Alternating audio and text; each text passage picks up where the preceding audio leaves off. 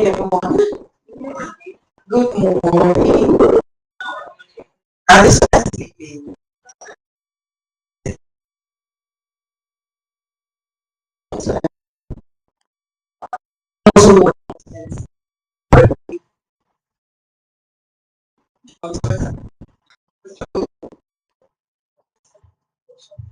So what's your name and which school you represent? My name is Aaron.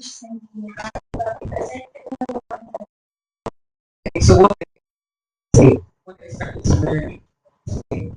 Expected to learn more about technology, progress that tech those worlds made. So I'm about to learn everything you guys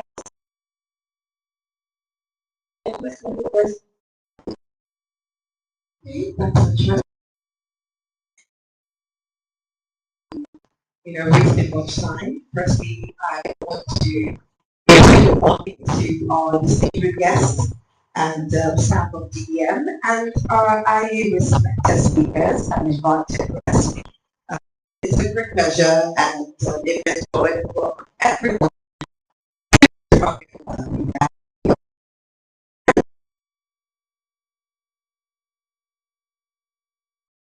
DDM in collaboration with the Institute of Innovation and again, the speakers so much. And our partners, invited guests, and most especially young leaders and participants to your guidance. So my name is Olga Deruda. My name is Lord, but I speak with Ruben. Okay, because you're finding it difficult to pronounce my name. And I'm deeply honored to be hosting this inspiring event today. So today is going to be exciting. Today is going to be I mean, look at our speakers. I have Mrs. or Dr. Ify Arare, and my chairman, I call him the boss is very good, to fill us everything you need to know about communication. I mean, there's something we don't know talking is stressful. Talking is stressful, talking is not easy. Communication, even as a person, you need to learn. All of you are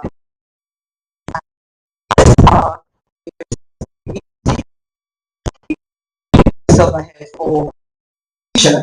And also achieving yourself in terms of communication skills, strengthening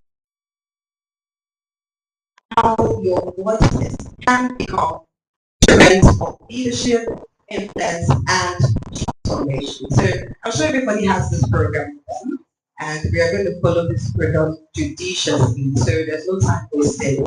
Okay, we're supposed to start early as at 9:30, but we're starting off by 11. And by the grace of God, I'm a sharp person, so I really want us to finish on the book of the doctor. We're not wasting much time. So firstly, we're going to say the opening prayer because we're going to start the event on time. Inviting God to be in our presence. So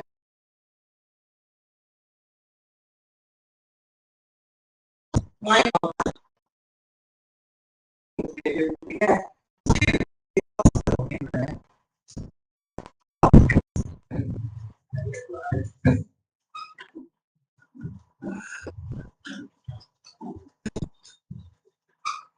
In Jesus' name, mighty Father, we thank you for the God.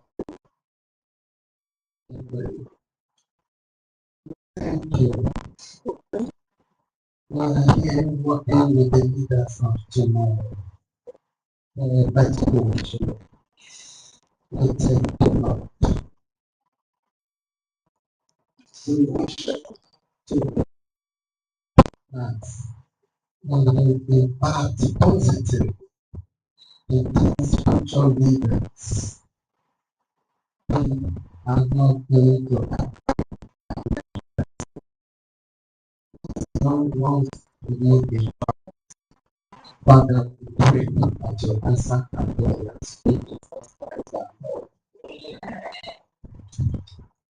So much. Please put your hands together for Lady. So So let's remain standing. Please don't sit down. Please don't stand. And right about now, we are going to say the national anthem. So we're going to respect our nation and our country because we in the government of Nigeria. So we're going to recite the second stanza of the Nigerian national anthem.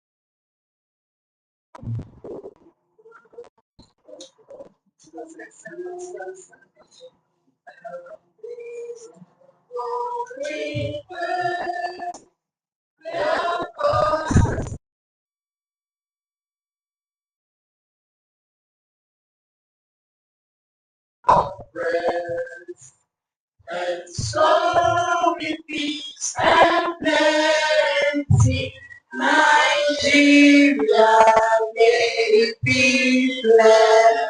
Please a round of applause for yourself, not easy. Please you can take yourself. Moving on to the next line of program. Speakers and participants. So I am going to introduce our guests, speakers like I mentioned earlier, and all the people present here today to participate in this program. And I'll do the honors for my boss, my brother, former managing director, ADS, and the chairman. Please start. And I also want to introduce a fine lady. The first time I saw Miss ADS, I remember someone said, Miss your voice and your voice sound like me. And when I listened, someone told me, it sounded like and I said, okay, I think I'm going to listen to this baby's voice again. And when I listened to your voice, this is a confession. Then I love, and I'm still learning today. So I was going to introduce Dr. Evie Arroyo to the OAP, a presenter, and of course, an ambassador. Welcome her. So another giant, I call her the lady with the strong bones, and that is Maureen Stern in your journey.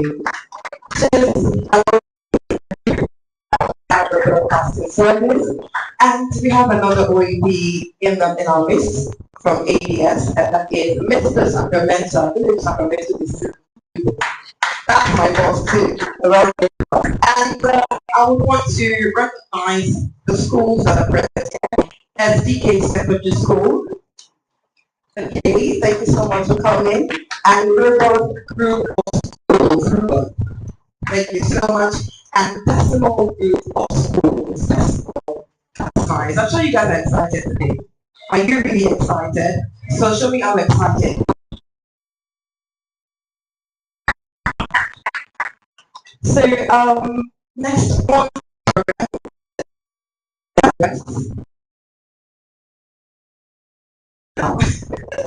So the little woman. you know, the driving force of TDM. And, you know, people would say, people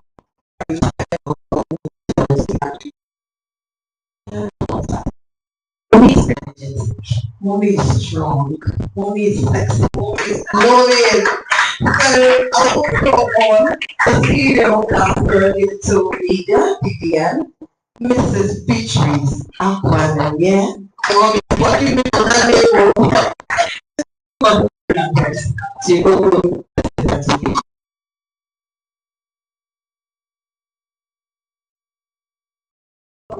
Particularly, thank you for taking out time to despite your busy schedule to get here. To the students that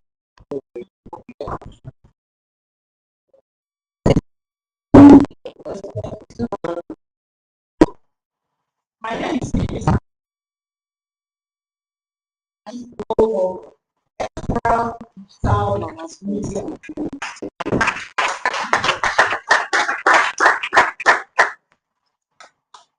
This is invited guests, mommy, my MD, ADE, and Sacramento, and all of you who are invited this here today, respected principal, teachers, students from the various schools, staff of Diaspora Digital Media here present, and those also in diaspora, because we're streaming this live, I need to refer to them.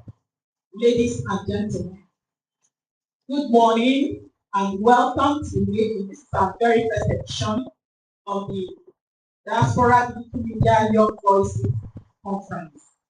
This is going to be an annual event. Hopefully next time we probably have to move out of this venue somewhere bigger and more schools that will love us, maybe 10 to 15 schools to attend, because we're trying to build the leaders of tomorrow. So it's a pleasure to welcome you all to this landmark event. Today marks the beginning of a mission to empower young people with one of those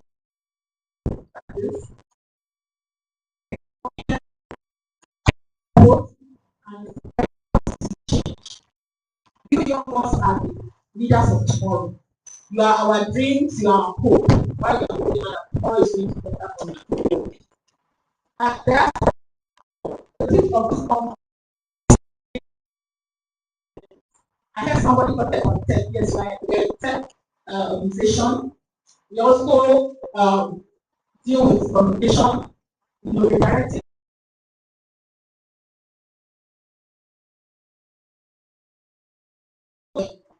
If you starting off, so we're not just going into tech, we're also into so many other things that you use.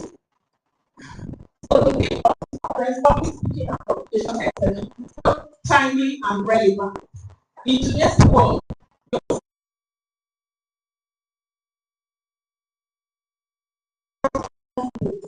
recently I saw on our rise a lot of Nigerian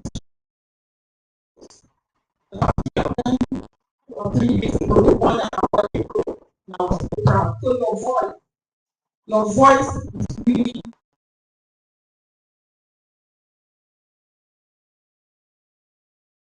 the ability to express your ideas clearly, communicate with confidence, and connect meaningfully with others will open doors to leadership, academic success, career opportunities, and lifelong impact.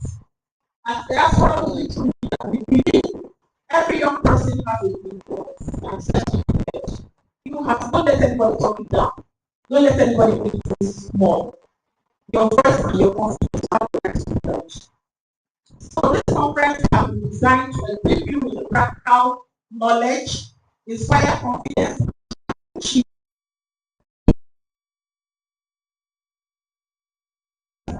schools, in your homes, in your communities, and by you know that. To our students, I encourage you to participate actively in this event. Ask questions for every session.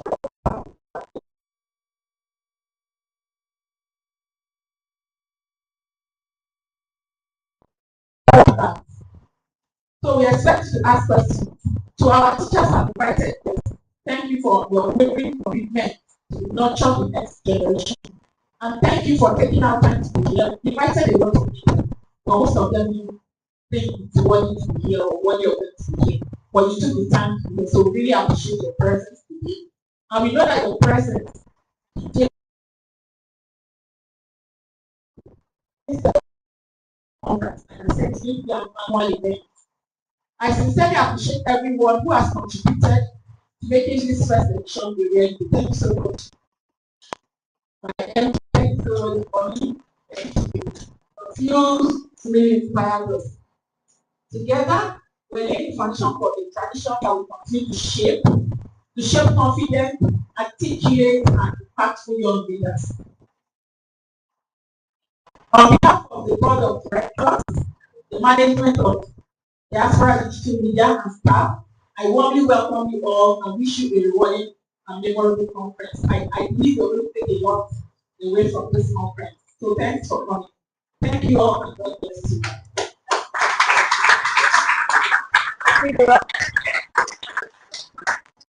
Please a round of applause for our digital mommy.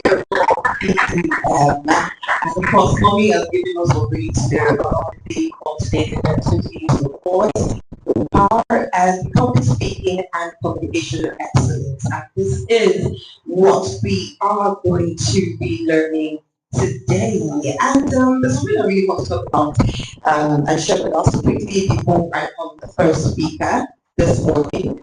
So I want us to know why communication matters a lot. And communication is no longer just a soft skill.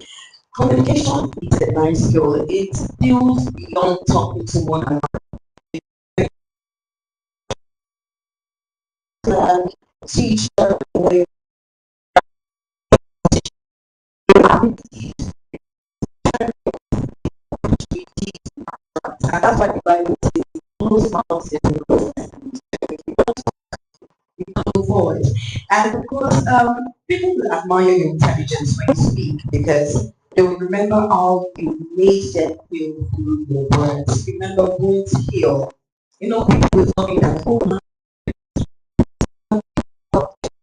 to give words of encouragement, you know, they will surely bounce back. So, introducing the first speaker, it's often said that knowledge shared is power multiplied.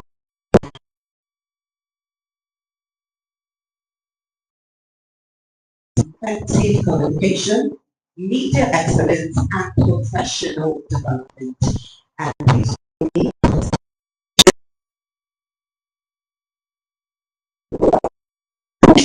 my MD, my brother, and my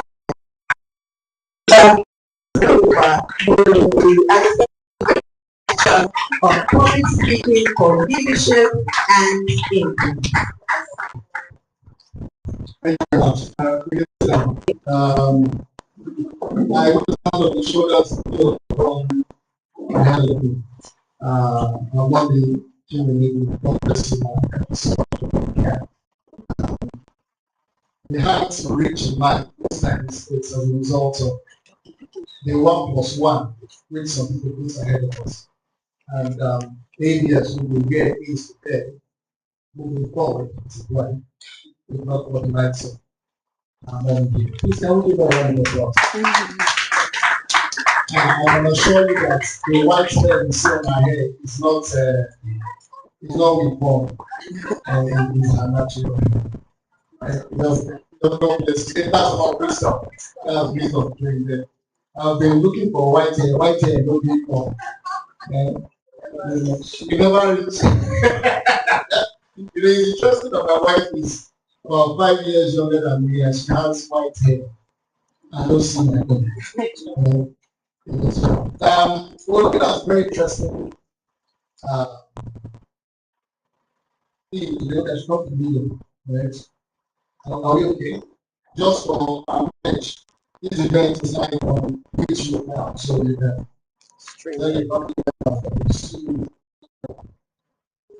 I would like us to take this quote.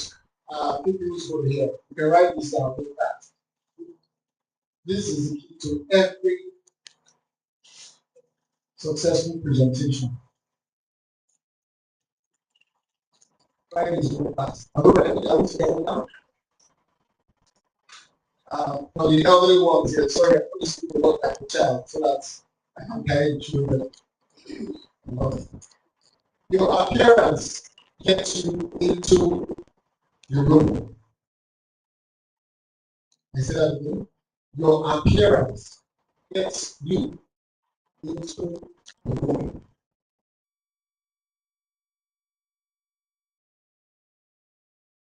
Into the conversation.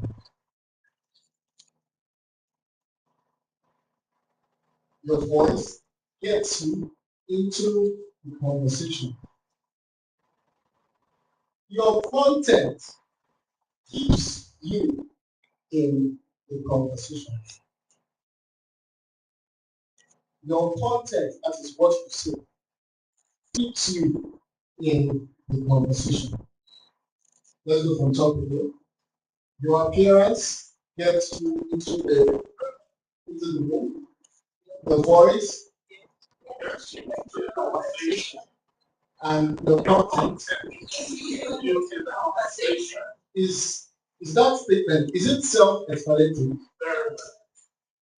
I always say this, the way you appear, first and foremost.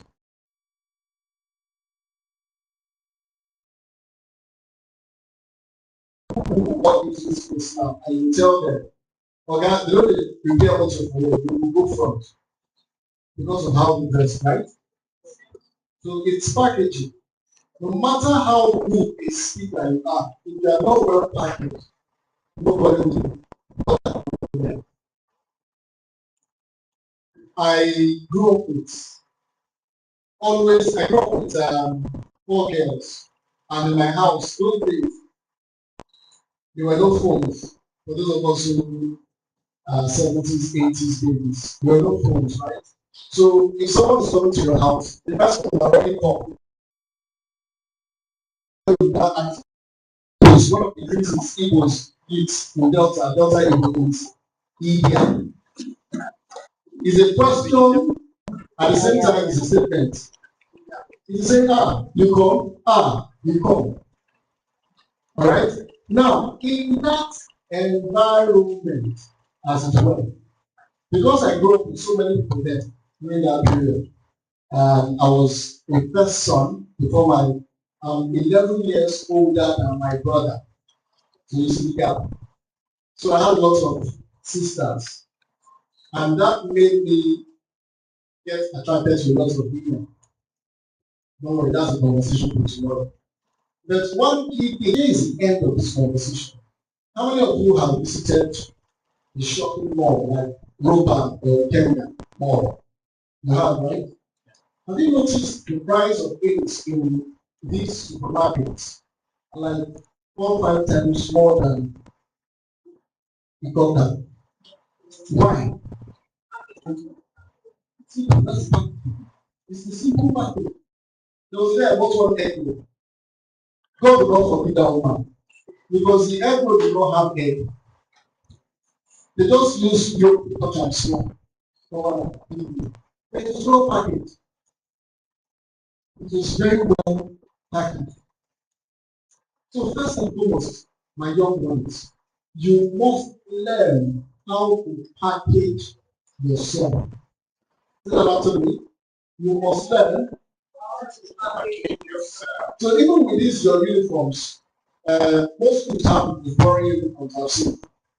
There are some schools that have lovely uniforms, light brown, light blue is always beautiful. There are some that have very wonderful colors. Don't worry, I won't comment on the uniform, not now. But there's something that makes you stand out as a people.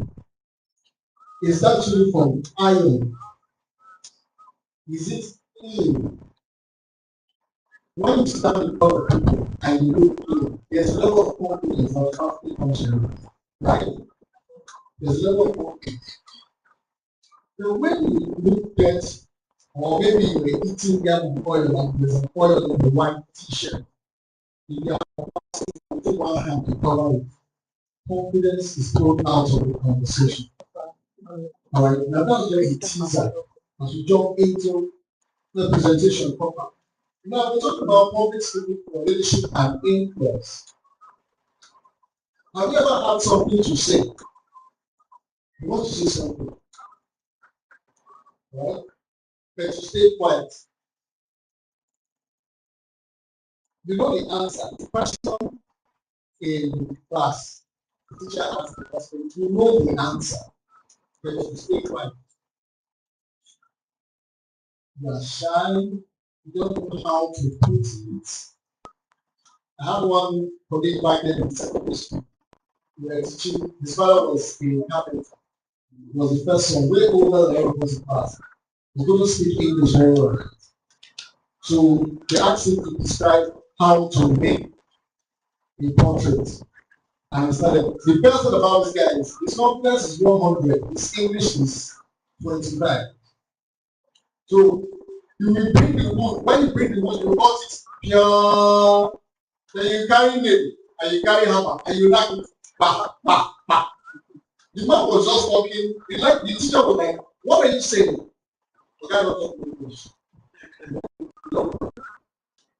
He was communicating. His confidence was 100. His communication skills not 100. So we see that there has to be a blend of all these things together. Right? Maybe in class you do the answer but didn't raise your hand. Maybe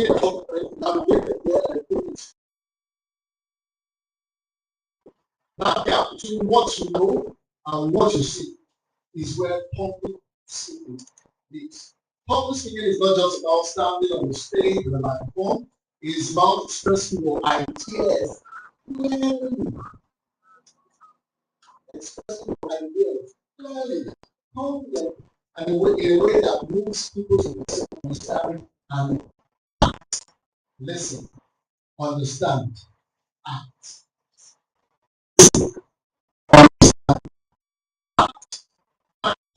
It's directed to leadership.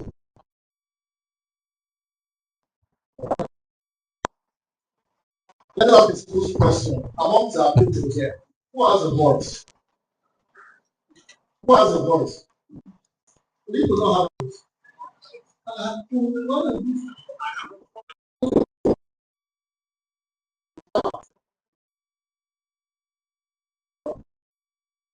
So if you have a voice, you've never been shy to speak in class, raise your hand. Okay. You've had an idea but didn't share it, raise your hand. That's it. You felt there was raise your hand. I hope your teachers are here so you know that there's a lot of work to be done. Now raise your hand if you want to be a more confident speaker. Okay, that's it. Now this shows there's something important people are missing. And that is you already have a voice. You just need to learn how to use it. And hopefully we'll get there with this little session. Now think of public speaking like charging a phone. No matter how good a phone is, if it is not charged, it will not work. I mean, if the phone is not charged, it won't work. You will look at it from A to Z. You can't access anything in that phone. So while that phone is your idea, the charger is your voice. So without the voice, we never get to know what is inside. We can't see, we can't know what is inside. Are we together? Are we together? Yeah. Okay, let me give you a simple topic. Let me see if I can drop someone who's so loud goals statement. Any goal? There are some yes. Raise your hand if I go to do. Okay, let me identify the person who wants to come on. Do them. I'll give you a simple topic. We're going to speak in just 1 minute. Why should students go to bed? Can I have a second one? Why should students go to bed early? Let's start. A student should go to bed early to Finish. again Okay. or that student should sleep early so that he or she could wake up in the night and read. So he can't go late in the morning. He wants to do well. Okay. Did you hear everything she said? What did she say? Can you repeat verbatim what she said? Say that a student needs to sleep early so that he or she will wake up early. So a student needs to sleep early so that they wake up in the night to read. So do you agree with what she said? Early not. Okay, so practically give me your own thought. Students need to sleep early, not only to read, but if a student needs to sleep at 8 hours for his brain, for his brain. So sleeping early is not all about waking up the night and reading. At least a student needs to have proper sleep. So he needs to sleep early for his both mental, psychological, and everything. Okay. Mental, psychological. Do you agree with her? Yes, I do. Okay. Now, do we understand what is happening here?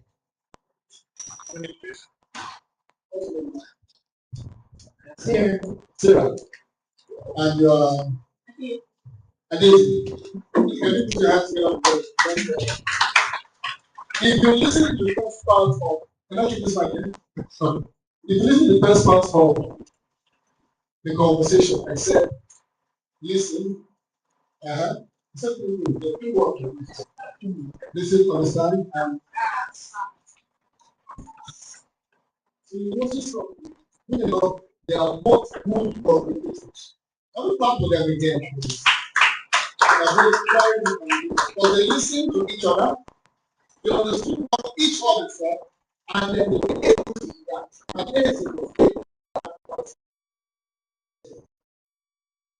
that's what happens on scene. Are we together? Right, so it's very, very important.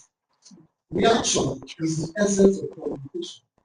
If I'm talking with you and I can't hear you and I can't react to what you don't have a conversation. Alright? For those of us who have done reading for years, our reactions normally from people who listen and then they talk back. Okay, so what many people speak back? Good, bad, ugly. What are you saying back? Alright? So these are questions within the scope of this conversation. Now, why public speaking matters for leadership? A leader communicates vision, inspires others, and guides action. Think of a football captain. How many of us watch football here? Who is the greatest footballer of all time? Be careful, be careful. Oh,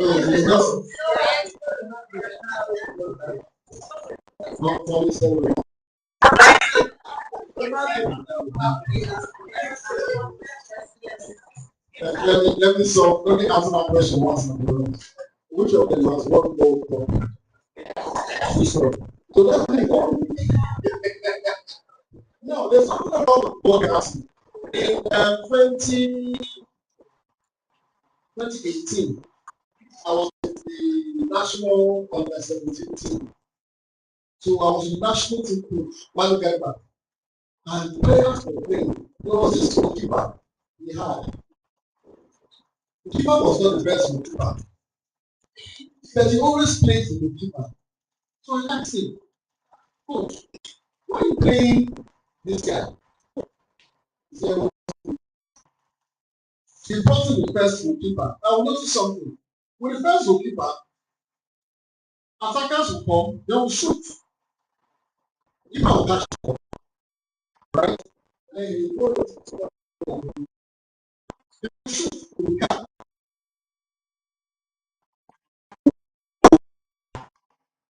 Opponents did not see the ball to shoot. If you start shouting at the keeper, he became the first choice for the coach because he knew how to keep. Because he knew how to communicate. Because he knew how to communicate. Have you ever, one place not to go to if you don't understand the language, is worry. As a worry man giving you the scripture before, you will get lost. Don't worry. The lost will never lost. Because of the worry person. It's not what you're saying. But if you're not, you're going to have trouble. So there's no communication here based on language. Based on so whatever role you walk into, you must first and foremost understand the language which has input or communication. Alright? One is built on silence, that's the example I just gave. One speaks direct and motivates. One speaks, one gives direct, one gives motivates. Yes. Now, one reason why people will tell you Cristiano Ronaldo is a coach is simple. When Ronaldo is on the field of play, he can talk to his players. Do this, do this, do this. When Messi is on the field of play, the players look at him and kind of know what to do. Don't worry, play. Have you reached there? You can't pass there. They are past the Messi. And you find a way.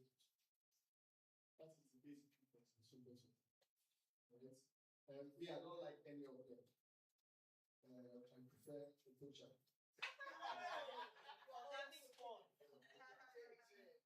right. Now, public speaking as a tool for influence. I'm trying to round up because my sister has to be back.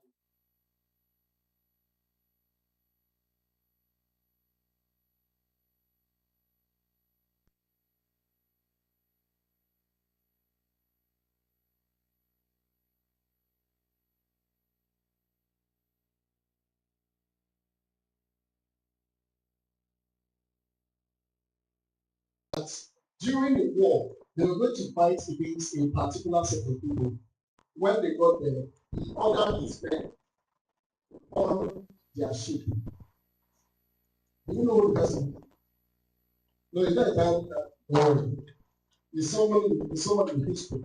He had them on the ship, on it. Right? And when the men saw the ship burn, he told them, we are moving forward. We are supposed to do this. We will do this. And that's exactly how it's done. Not just with words, but also with action. All right? So that is where, again, public speaking makes a major role. Influence means affecting how people think or act. You already use it daily. You convince a friend. You explain to your parents. You answer in class. Public speaking strengthens that power. I know a friend whose father was not very educated. So every time he wanted to get money from the father, he would tell the father that he needed to buy a textbook. So he would tell the father that he needs to buy textbook for organic chemistry. That's two books. One is for organic, the other one is for chemistry. You want to buy book for further maths. He's already a leader. But not in the negative light. But he's influencing. He's influencing the action. And the father will say, see, I don't have money. I'll just give you money for little further. Later I'll buy you. The same boy told his father in university that we have 3 semesters. First semester, second semester, third semester. And the father pays school fees for 4 years. Until the day I mistakenly visited them. And I told them that after second semester, I was going to next level. Yeah? How did it change? So for 4 years, we have been paying for it. I said, no, maybe okay. We sometimes have third semester, sometimes. So I went meeting later. So you must understand, you already have an influence amongst your peers. There's something I did as a very young person. How I knew I was always going to be in the public speaking space. As at age 6, I was already a debater in primary school, right? Moving from primary school, and then my sisters, remember I said I grew up amongst a lot of women. I know one thing about women, they talk a lot, right? So already that was shaping me. And because I had to defend myself a lot with my sisters, I had to learn how to convince my parents that these women, they beat me. So I will have to narrate. And God so kind, he gave me an immediate elder sister who was a stutterer. She doesn't speak clearly. So when she wants to start speaking, I will just feel. No, that's not what happened. That's not what happened. This is what happened. Before she comes in again, I will explain again. One day I was explaining like that. The slap which she gave me. So there is already an influence you gain from within your family and around your environment. The question now is, how do you push this from this small group to a larger group? All right. Now, I have a lot of games I listed here, but I said I have to cover for my sister. There's one thing we did back then, which I'm really bothered about modern schooling. From primary school, secondary school, we had debates. Do we still do debates now? Lovely. Now, there's something spontaneous. On the spot, we have a teacher back then, Mrs. Sokoji, so to give you a topic right there, and your job is simple. Convince me why I shouldn't give you a test today. And you have 2 minutes to convince her. She's not interested in the ideas, she's interested in how AI out. What are you saying? Why are you saying what you're saying? All right? How many of us know what they call big L? You don't want big L. What big L? Say again? It's called Brazilian butt lift. Okay, you know what it means? But what does it mean?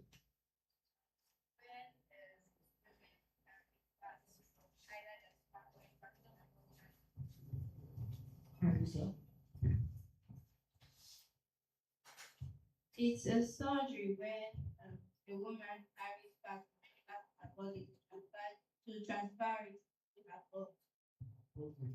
Do you think it's a surgery that we should invest in? Why? You should be happy with what God has given. Should be happy with what God has given. I have a contrary argument. Does any other person have a contrary argument? We all agree that we should be okay with what God has given us. Okay. I think it's a very dangerous procedure. You lose your life. Most people lose their lives because fat can go to your kidney, your lungs, and then you're gone. Meaning, it's a very dangerous thing, really. He says it's a very dangerous thing to do. No contrary opinion. All right, my dear. That's about it. I feel like it's a dangerous procedure, and also I feel like it gives them borrowed confidence. Borrowed confidence. Because the confidence does not come from what they have, but what they attach to themselves. So it's borrowed confidence.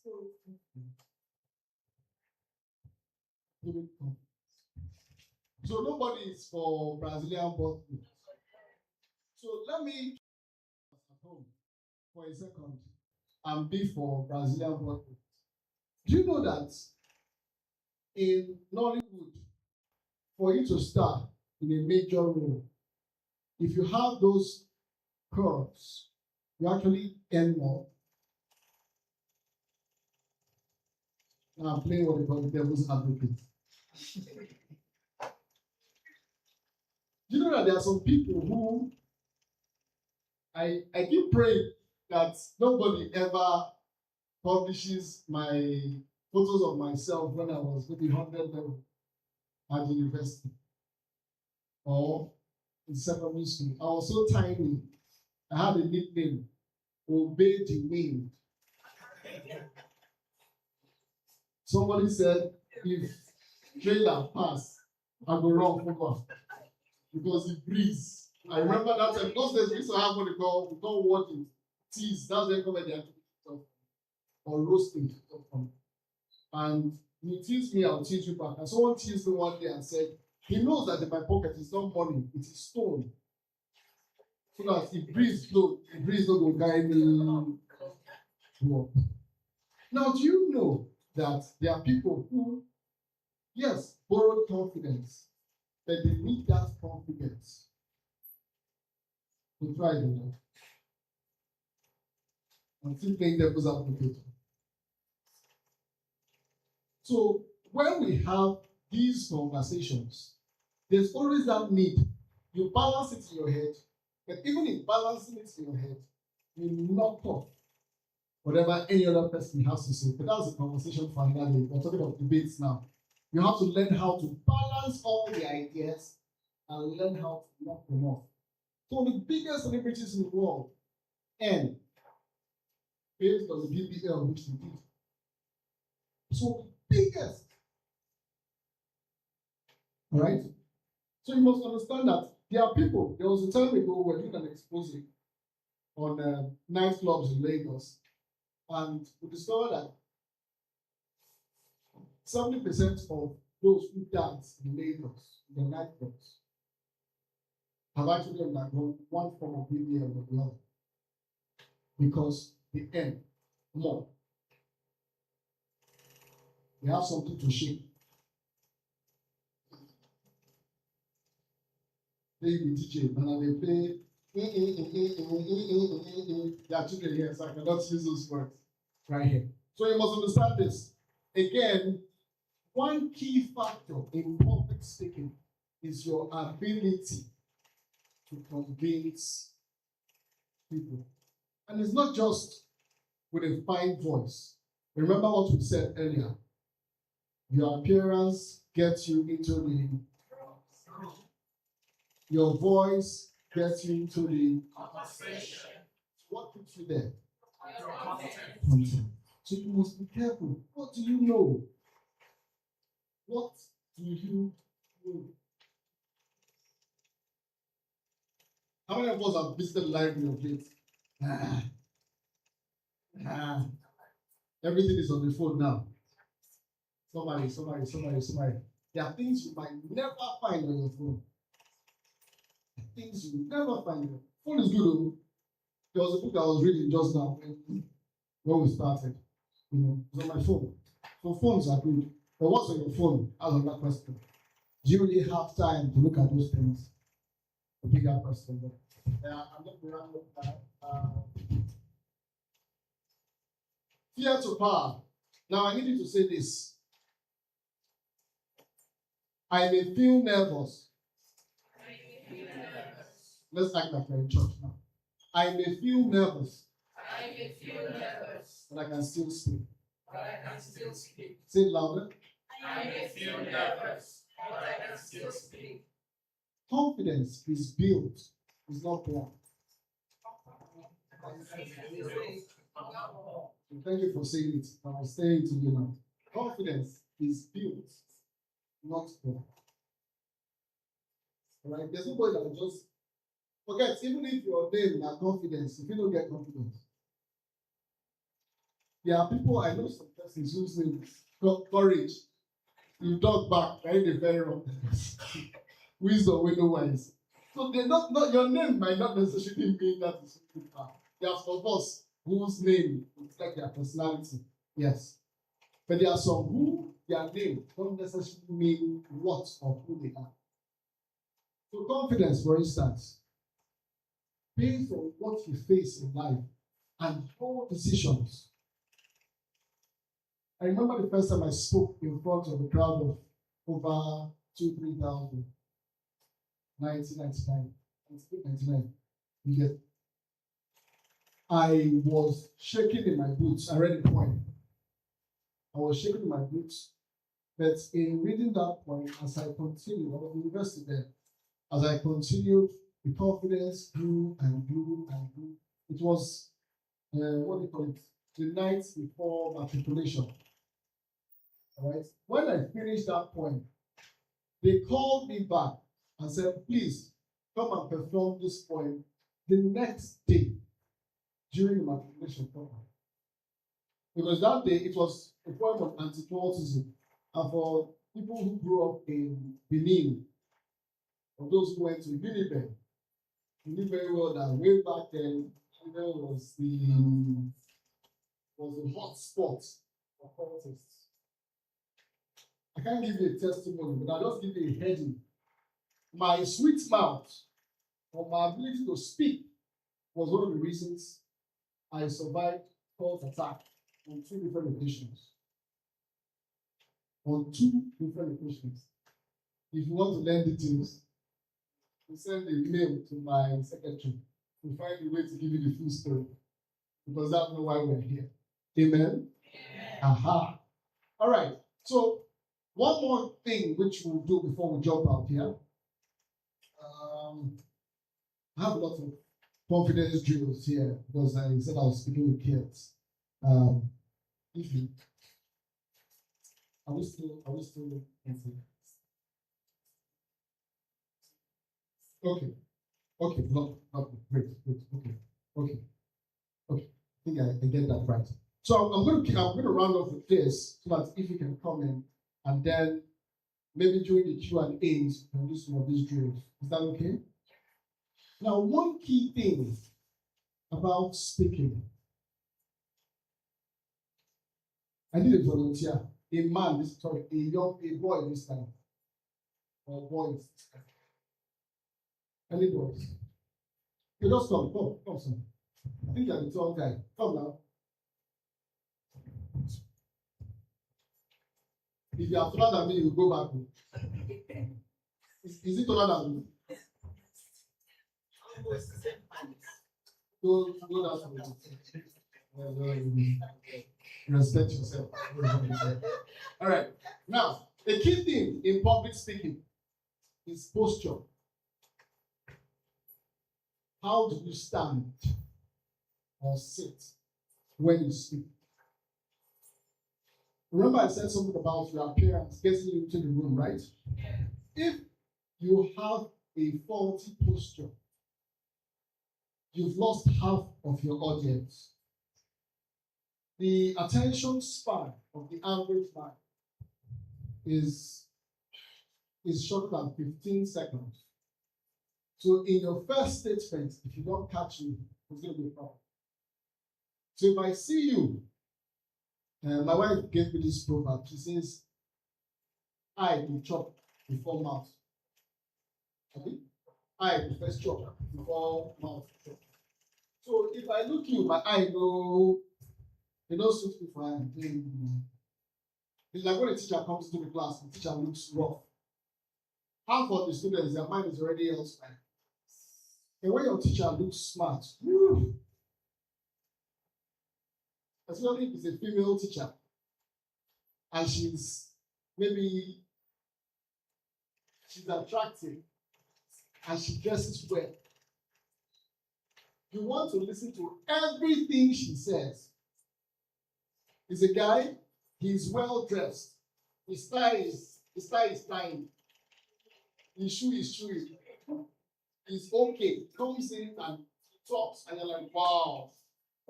Then when you go to church and the pastor is preaching, and his is and was, they are ising and wasn't. Not and Jesus came to kill, and Jesus did not come and kill. You get a bit discombobulated before you even gather yourself. One reason why Pastor Chris blew all of us up, when he came, his grandma was fantastic. Kuzukochi was another person when he said about Eucharistic exousia. His grandma confused all of us. He would listen because there's something fresh.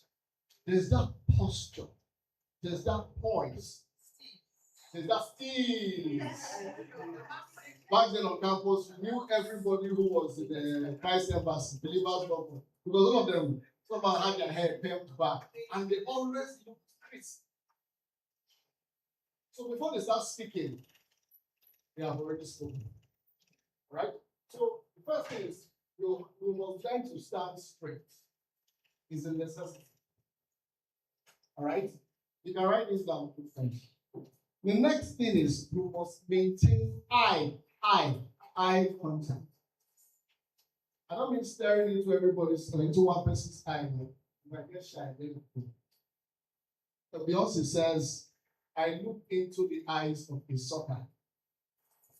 Which means she looks into the eye of somebody who she feels, oh, this person likes me. So she will use the person's head.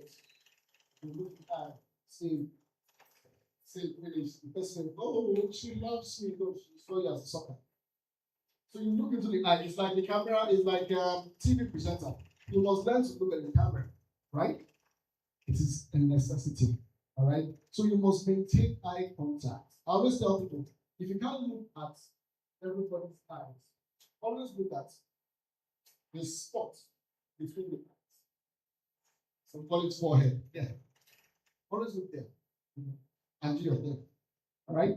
Then again, learn to use your hands. Not like a rapper. But the hands have to do something. So you don't stand still like a scarecrow. So let's get moving, okay? What's the name, sir?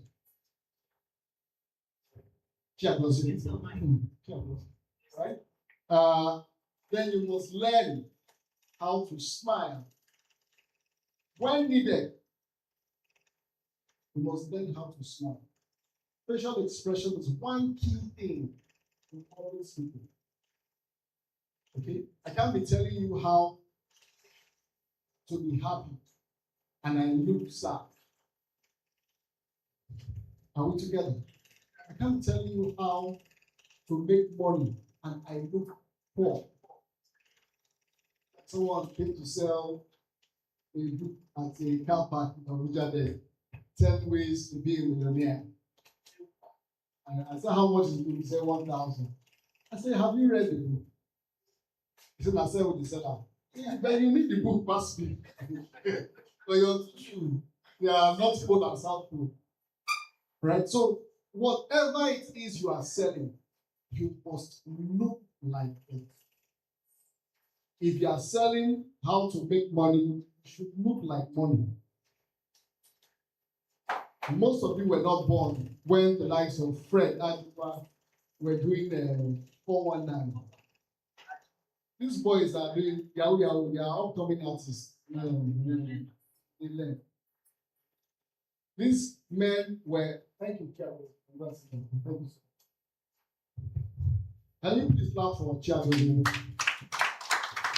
These men, they had mouth. How many of you saw that movie by Nkemo? That where the song, the woman, I will chop your brother. I will take your money into stuff. Those men knew how to look into your eyes and speak. A Nigerian man made the National Bank of Brazil, that is Brazilian CBN, shut down. A Nigerian sold Murtala Mohammed airports with all the planes inside. And somebody paid. That's the power of public speaking. That's very, don't be, it's not now that the guy thought he's carry. No. This is face to face. I go toast you, you go drink. So you must understand there is so much power. So much so that even the Bible recognizes it and says there is power in the tongue. Thank you very much.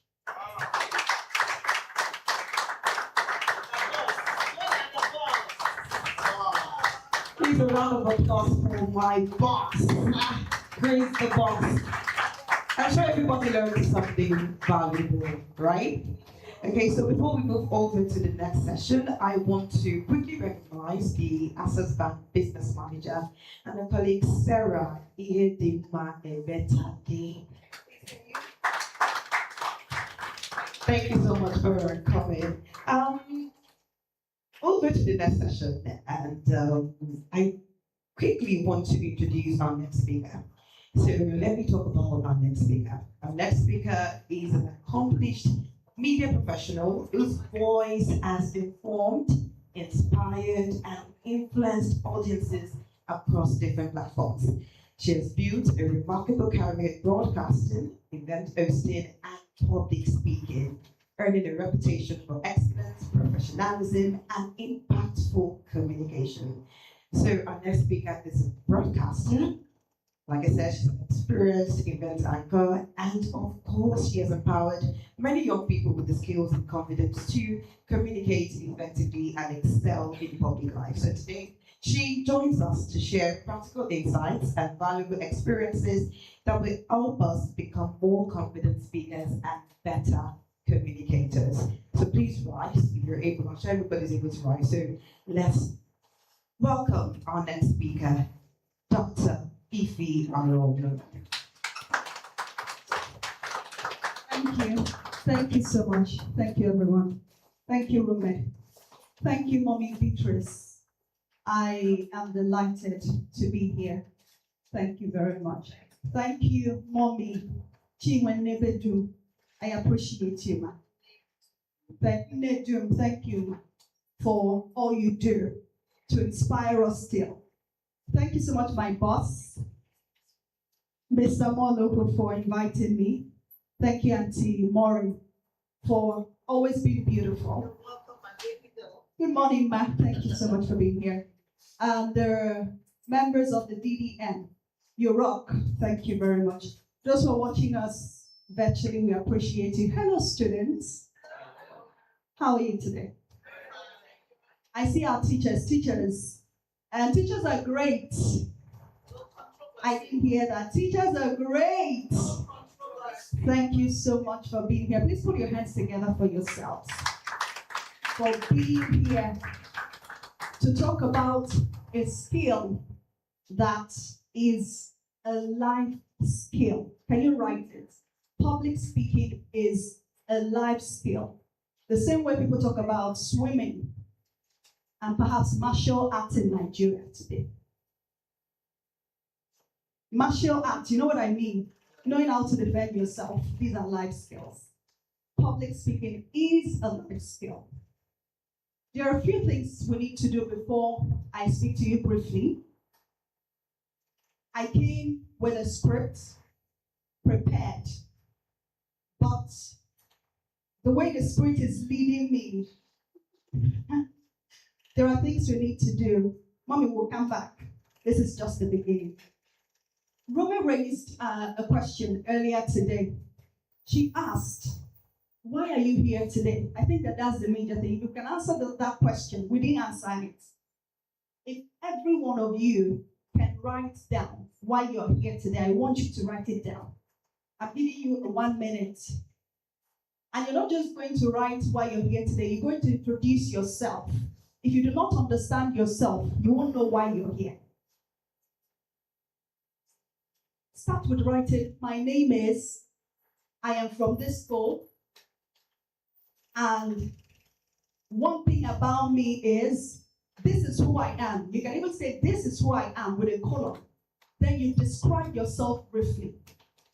When you understand who you are, then you say, I am here today participating at the, of course, the Diaspora Digital Media Conference with the theme, Young Voices, at the Young Voices Conference with the theme, Your Voice, Your Power.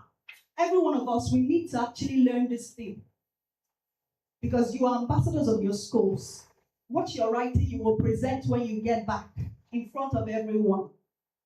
Because this must not stop with you. Teachers, please facilitate. Every one of them will present before the entire school. And perhaps send us videos. Yes, we need the videos to be sure that they learn. So, Your Voice, Your Power, Public Speaking, and Communication Excellence Lecture. And this is why I am here today. Write it. We'll use it for something. We're testing the skills you need to communicate excellently.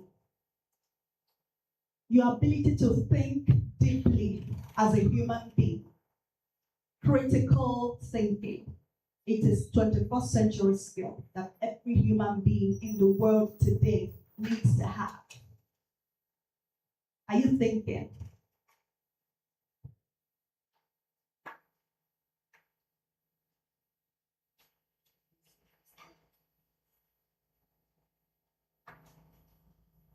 And as you think deeply, you're discovering your content, which my boss talked about. Because if you don't have content, you're empty.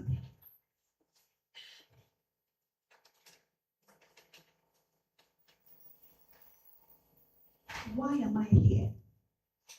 Why did your school choose you?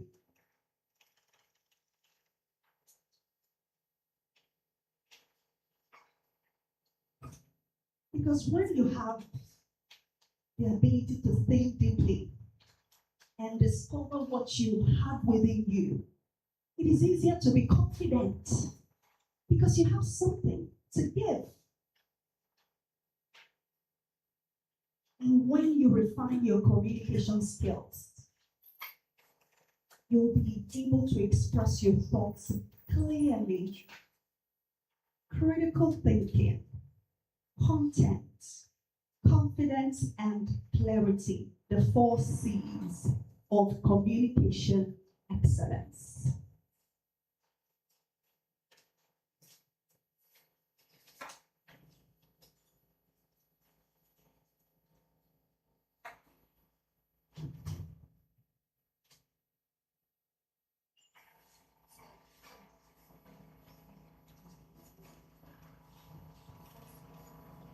Yes, the 4 C's of communication excellence. Critical thinking. When you think deeply, sometimes you find that you know things you didn't know that you knew. You discover your content. And your content gives you confidence. And when you master communication skills, how to synthesize your ideas, how to bring your thoughts together, media training has to come in somewhere. It's not just for journalists. It's not just for us. You are likely able to be clearer. The more you express, the more you're clearer. I know some of us are done. You're done. Awesome. It's not a long one. We're going to interact briefly. So each school will pick one person to represent them. You'll come out and we'll just interact briefly based on what you've written. And that will be it. If we can do this in our classrooms, teaching becomes easier. Because these children already know these things. And it's easier to teach public speaking and to build leaders from the classroom, teachers. Yes. So this practice, for some of this, look for that part of the subject that they can think deeply about. Let them do it. And then let public speaking be an everyday affair in school. When they now need to fine-tune what they are learning and be much more global, they can come to DDM to learn more. I'm sure that we have courses that they can take here.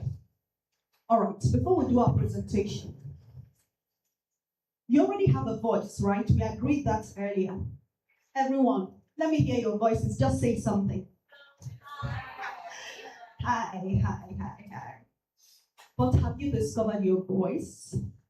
If you do not do those 4 things, the 4 C's of communication excellence, you may never discover your voice. Because your voice is not just a sound. Tell your neighbor, my voice is not just a sound. Do you know what your voice is then, if it's not just a sound? I'll tell you. V stands for value. Your voice is your... You didn't say that. Your voice is your... It is the channel through which you bring value to conversations, to the world. And your voice is also your originality. Because no one can say it quite the way you do. So, of course, you know I am giving you the meaning of the acronym voice. The first is value. The second is originality. Then, your voice is your impact. Because sometimes you have value, but you have not shared it. By the time you begin to put your voice to work, you begin to impact lives. You begin to make change happen. That is I. Then your voice is your confidence. When you discover your voice, starting with your value, your originality, your impact, you become more confident because finally I've discovered that I have something to offer. When you know you have something to offer, you will stand tall. But when you know you're an Olodo and there is Olodo uprising, what will you do? You guys didn't catch the joke. You're not on social media. I understand. Yes. When you know you're not an Olodo in the frame of, you will come forward and you will offer because you know you have value, you are original, and you have what? The ability to make impact. Then of course, C, I said, is confidence. Lastly, who can guess? What is E? What does E stand for? You know it. Excellent. Yes, excellence. Can we have the other mic? Where is it? So they can. Excellence. But before excellence, E is, there are two things there. Your voice is, first of all, your energy, and then your excellence. Yeah, thank you. We'll still use the mic, so keep handy. It gives you, the energy through which you're able to make things happen. It is a force. And then it gives you the ability to reflect your excellence, to lead yourself, impacting lives, and to shine forth as an excellent personality. When people experience you, there is something about you. Because you have value, you have what else? Originality, you have what else? Impact, confidence, you have energy, and you're now excellent. All right, so now you will share all this with you. Do we agree you're sharing it with your mates when you get back? How many of you are going to do it? Are you sure? All right, so teachers, you need to schedule them. Yes, they need to have a roster so that it will be organized when you get back. Days that they will speak to their mates. Now, we're going to talk about what you wrote. Briefly, one person, the representative from each school, please come out. In just 5 minutes, we're going to. So I need them to sit. I need them to sit so that, and I'll just be here, I'll sit down. Who is representing SDK? Okay, which school? You're supposed to be 3 now. Somebody has to come from there, and we just need a chair. We just need a chair. There's something else we need to do. Whenever you are given the mic, those who have spoken to us, maybe you asked a question during a program or anywhere, the first thing you must say is you must introduce yourself. If you have the opportunity, you can say where you're from, and perhaps one interesting thing about you, if you're able to do, sometimes the conversation is informal, so you can afford to say, and I love food a lot. People will laugh. That way you're enlivening them. Or you say, I look forward to becoming a doctor. My parents will be so proud. You will say something. All those things you add when you have the opportunity, it's an imprint in those listening to you. Sometimes they don't remember the things, but they remember, that guy that wants to be a doctor, so he will make his father happy. Are we good? There's something else I needed to. And then is it Chidiebere? The boy that came out before? Okay, yes, Chidera. Chiagozie. Chiagozie is not a full name in the frame of things because there can be 100 Chiagozies. But what makes you unique is your surname. So when you're asked your name next time, please make it a complete sentence. You can say my name, give him the mic so he will tell us his name. My name is Onwuka Chiagozie. My name is Chiagozie Onwuka. Because of course you're just interacting. It's not an exam. So they will now know that this Chiagozie belongs to the Onwukas. It's not Chiagozie Aron Oburonwa Nifi. All right. Okay, so we're ready to discuss. So the three of you are going to discuss among yourselves. You're going to share the things you wrote.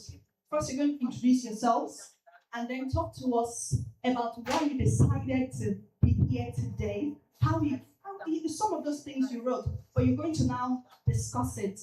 All right, so we'll start with you. Let's just have this in 3 minutes. Go ahead.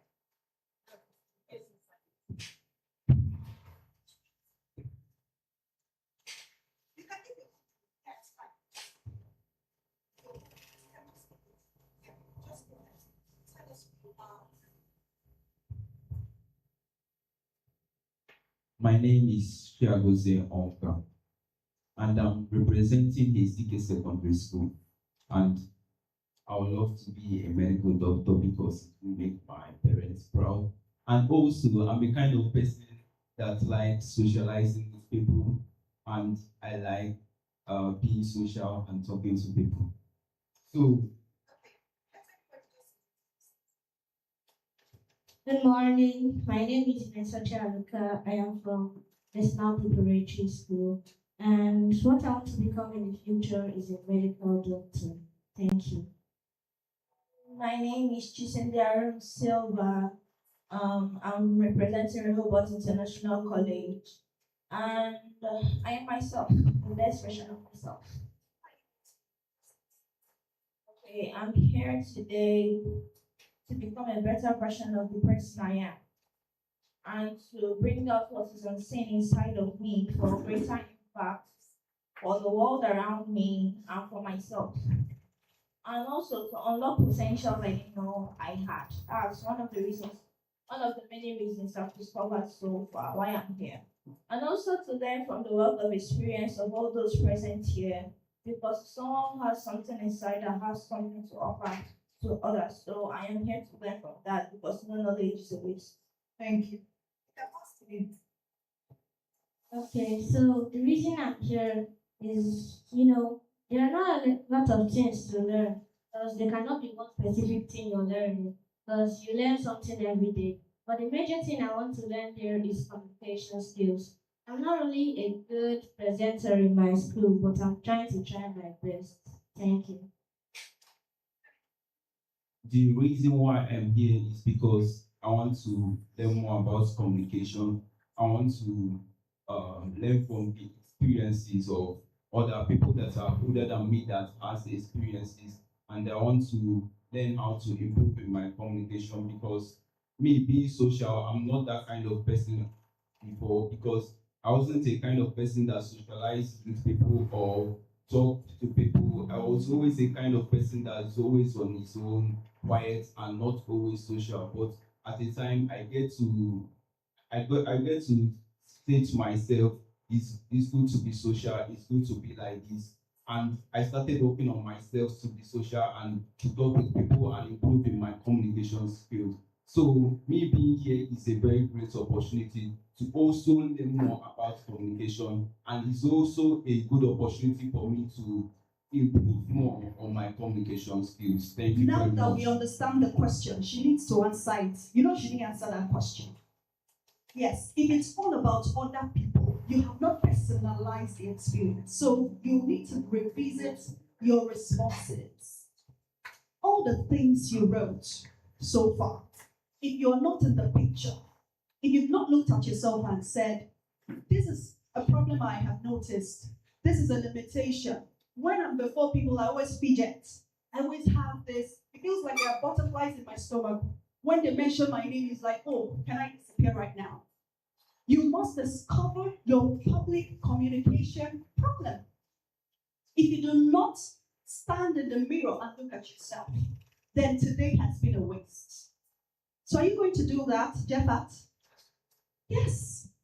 Look at yourself. You are the man in the mirror. Tell yourself, I'm the man in the mirror today. All right, so answer the question. We need to know that personal need that this conference will solve by the end of the day. I'll start with a little backstory. When I was a bit younger, I was always shy. I can learn a presentation very fast and very well, but when it comes to the day of presentation, oh my boy, I'll cry. I'll present it perfectly, but I will cry. So growing up, thanks be to God, I had very supportive family, very supportive parents. They didn't shout at me anytime I cried. They always bought for me treats and encouraged me to do better. So one of the reasons why I attended this conference is to throw away that shyness that came with me to become a better, because I know I can do it. It's inborn in me, but I need to refine it. The way a gold needs to go through fire to be the gold it is, I need to go through all these things so that I can be what I am meant to be. So Thank you. Thank you. Put your hands together for them as you give them. For everyone who did not come out, I believe that if I come to you, you already know the problem. Have you written it down? That challenge you face. So at the end of today, I'm hoping that you picked something from here today. What are the 4 C's of communication excellence? Give me the first one. The second. Second. Content. Third.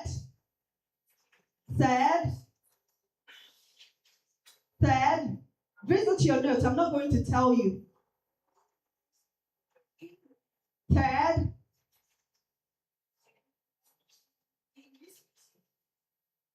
Did you hear anything like confidence today? You heard it. So you people have not been writing all along. You've been writing. You need to do. So I'm going to now walk you through a few other things. The last one is clarity. So those are the 4 C's. They communicated clearly to an extent, but some of them kept going over the same point over and over again. So at the end of today, we've picked up the fact that the reason why you're shy is possibly because you have not done what? The first C, what is what, which is what? You've not done critical thinking about whatever you're told. That's why you have not discovered your content. And if you've not discovered your content, you cannot be confident. And if you're not confident, you will struggle with being clear. If you're able to troubleshoot these 4 things, whatever the topic is, you will go far. Lastly, if you're asked to speak on anything, the first thing you do is to think about it first. Even if they're asking you to come immediately to take the mic, make sure that you take a deep breath to think about it, to find out 1 or 2 things I know about this thing. Because you cannot just open your mouth when there is nothing in your head. Think about it deeply. 1 or 2 things I can say. For me, if I'm in a conference like this and people are, asking questions, I usually write a lot. I can just put down an outline. If you ask me, okay, we're talking about why I am here today, I can list out 5 reasons as bullet points. So that if anybody ever comes to me, I'll pick one and talk about it. I can say, my name is Ife Arono. I am a broadcaster, and I love to make people happy with the work that I do. Whenever I'm on radio, TV, I try to be cheerful. What I came here for today is to improve this or to. I'll just say something. I'll say one thing because I've been writing all along. I know that question is likely going to come up. In fact, for any conference you attend, that's a likely question. We're going to ask you, why did you come? So when you sit down, make sure that you've articulated your reason for being there. And then if there are other things, even when you're asking other people questions, please be answering that same question because it will help you think deeply. After school every day, when you get home, make sure that you talk about the things you learned. Don't just write them down. Talk about, what did I say? We practice that a lot in my house. After school, we talk about what we've learned. And then we learn from each other. I learn from my children. So if you're not talking, you cannot become a good public speaker. Now, I'm going to stop here. If you do not keep speaking, you will not discover the uniqueness that you carry, and you cannot impact lives or pass on value. When you begin to reach within your being, to discover more of who you are, the content that you carry, and read. I don't know, my boss talked about books not being available, but I think that For some schools, there are libraries, you can start from there. We also have the Benedictine Library, they have lots of books. How many of you visit them? You should go and register, it's just 100 naira. And then maybe, yes, it's just 100 naira to register, I think. You're surprised. It's that cheap. So that's it. I hope you picked one or two things. I'm sorry I had to run, but I believe that there'll be a comeback. Next time, we'll do more, we'll talk more, and then we'll interact a bit more. So one or two things you picked from today. I just want to hear one or two people, just to be sure that you picked something from. In just 10 seconds, what I learned. In just 10 seconds, one thing that I'm taking away from this session. Just one thing.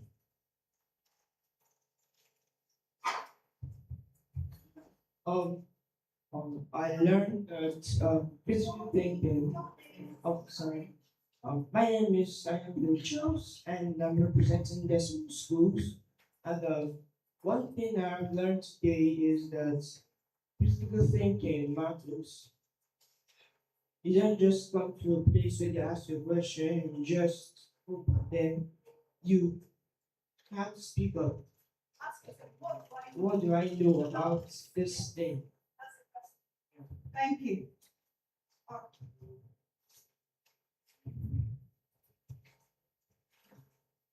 My name is Precious. And what I learned from this conference today is that your voice is the greatest asset. That's how great you use your voice depends on how far you go in life. That's one of the major things I learned from this program today. That your voice is your greatest asset. It's the greatness, it's your personality, it's who you are, your voice is who you are. Thank you. And as you learn more, you enhance your voice. I students are faithful. I'm from Railroad International College. I learned what I'm taking home today that I may be nervous, but I can still speak. Confidence is built, not grown. Thank you. You may be nervous, but once you have your content, you've discovered it, that content will be your anchor. It will sustain you because you're looking at, I have value. I must give the value. I must make impact. If impact begins to drive you, nothing can stop you. What did I say? When impact begins to drive you, nothing can stop you. Thank you so much. And I will see you at the top. God bless you. Thank you so much. Please put your hands together for Ms. Ify for this beautiful lecture. And I'm sure everybody learned something great, right? So are we excited? Are we tired? You know, I said 2 o'clock, we'll finish sharp. So before we move over to the next session, I want to recognize another woman that I admire so much in the media industry. And she's my boss also, Mrs. Ify Onachukwu of ABS, Anambra Broadcasting Service. She is the head of television, Anambra Broadcasting Service. Miss Ify is behind you. Please put your hands together for her. Thank you so much, Miss Ify. So, like Miss Ify said, your voice is your greatest personal brand, and confidence grows from inside.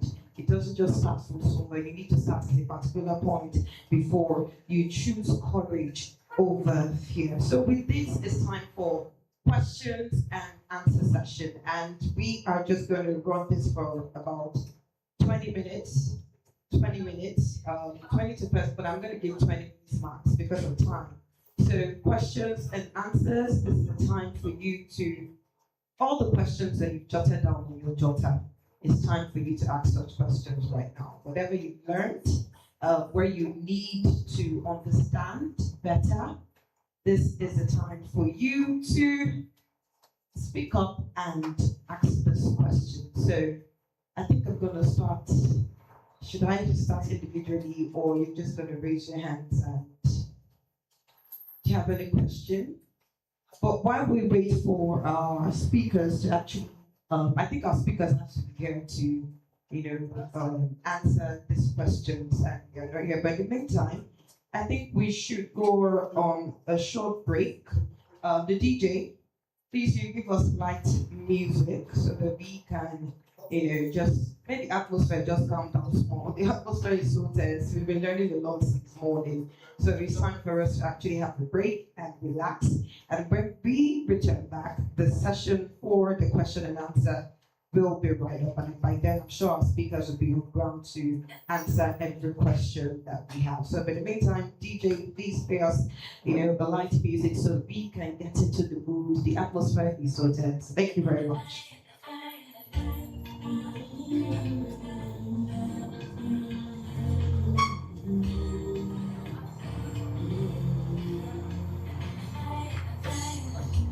As you go through life, you'll see there is so much that we don't understand.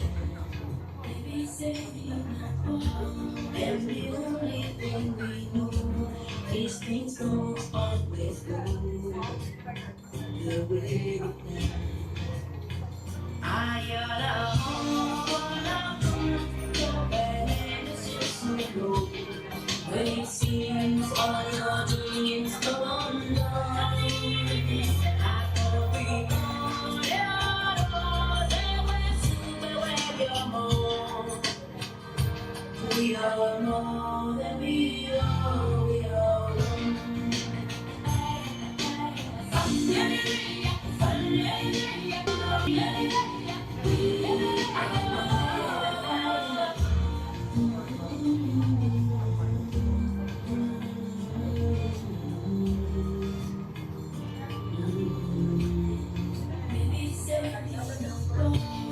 Even so much I must be, that I still just believe the way I am.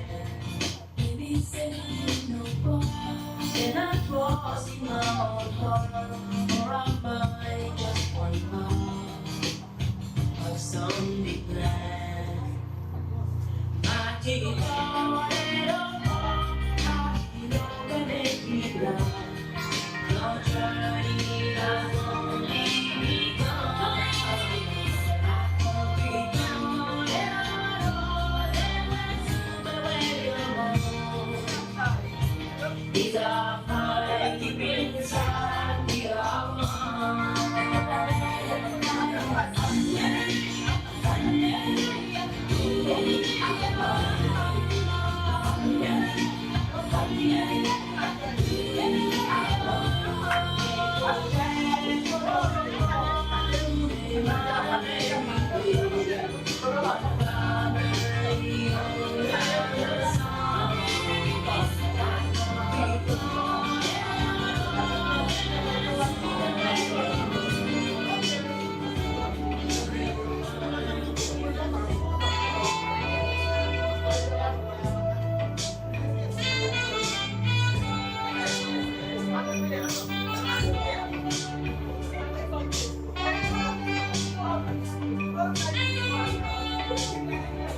All of my life, I've been searching for the words to say how I feel. I spend my time going too much, don't leave too little to say what I mean. But I try to understand the best I can all of my life. All of my life, I've been saying sorry for the things I know I should have done. All the things I could have said come back to me. Sometimes I wish that it had just begun. See, always that little thing. All of my life.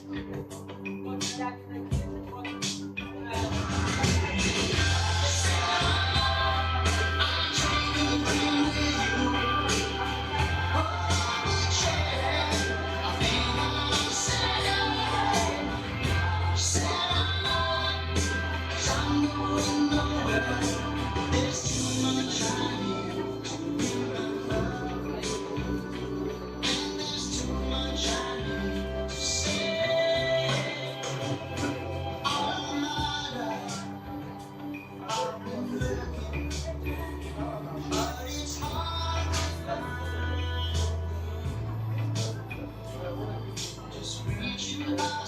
Hello.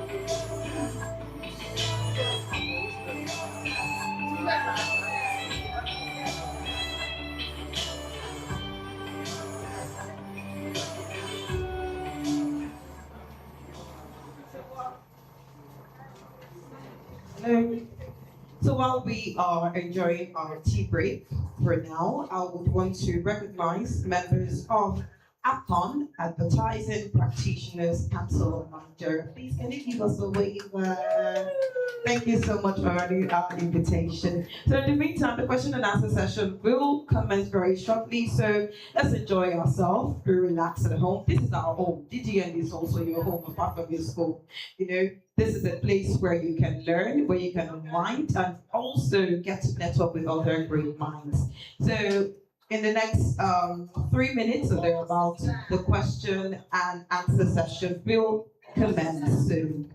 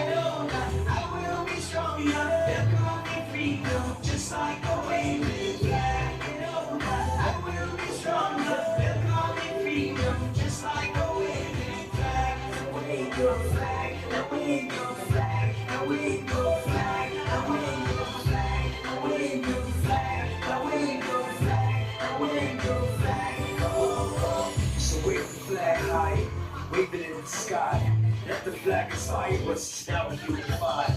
The spirit of the people, nothing can break it down. This is our chance for victory, we have to take it now. Our hearts are elevated, like eagles soaring high. As every culture comes together, we can rule the sky. Together in the night, child, move into one beat. The shouts of jubilation, the dancing in the street.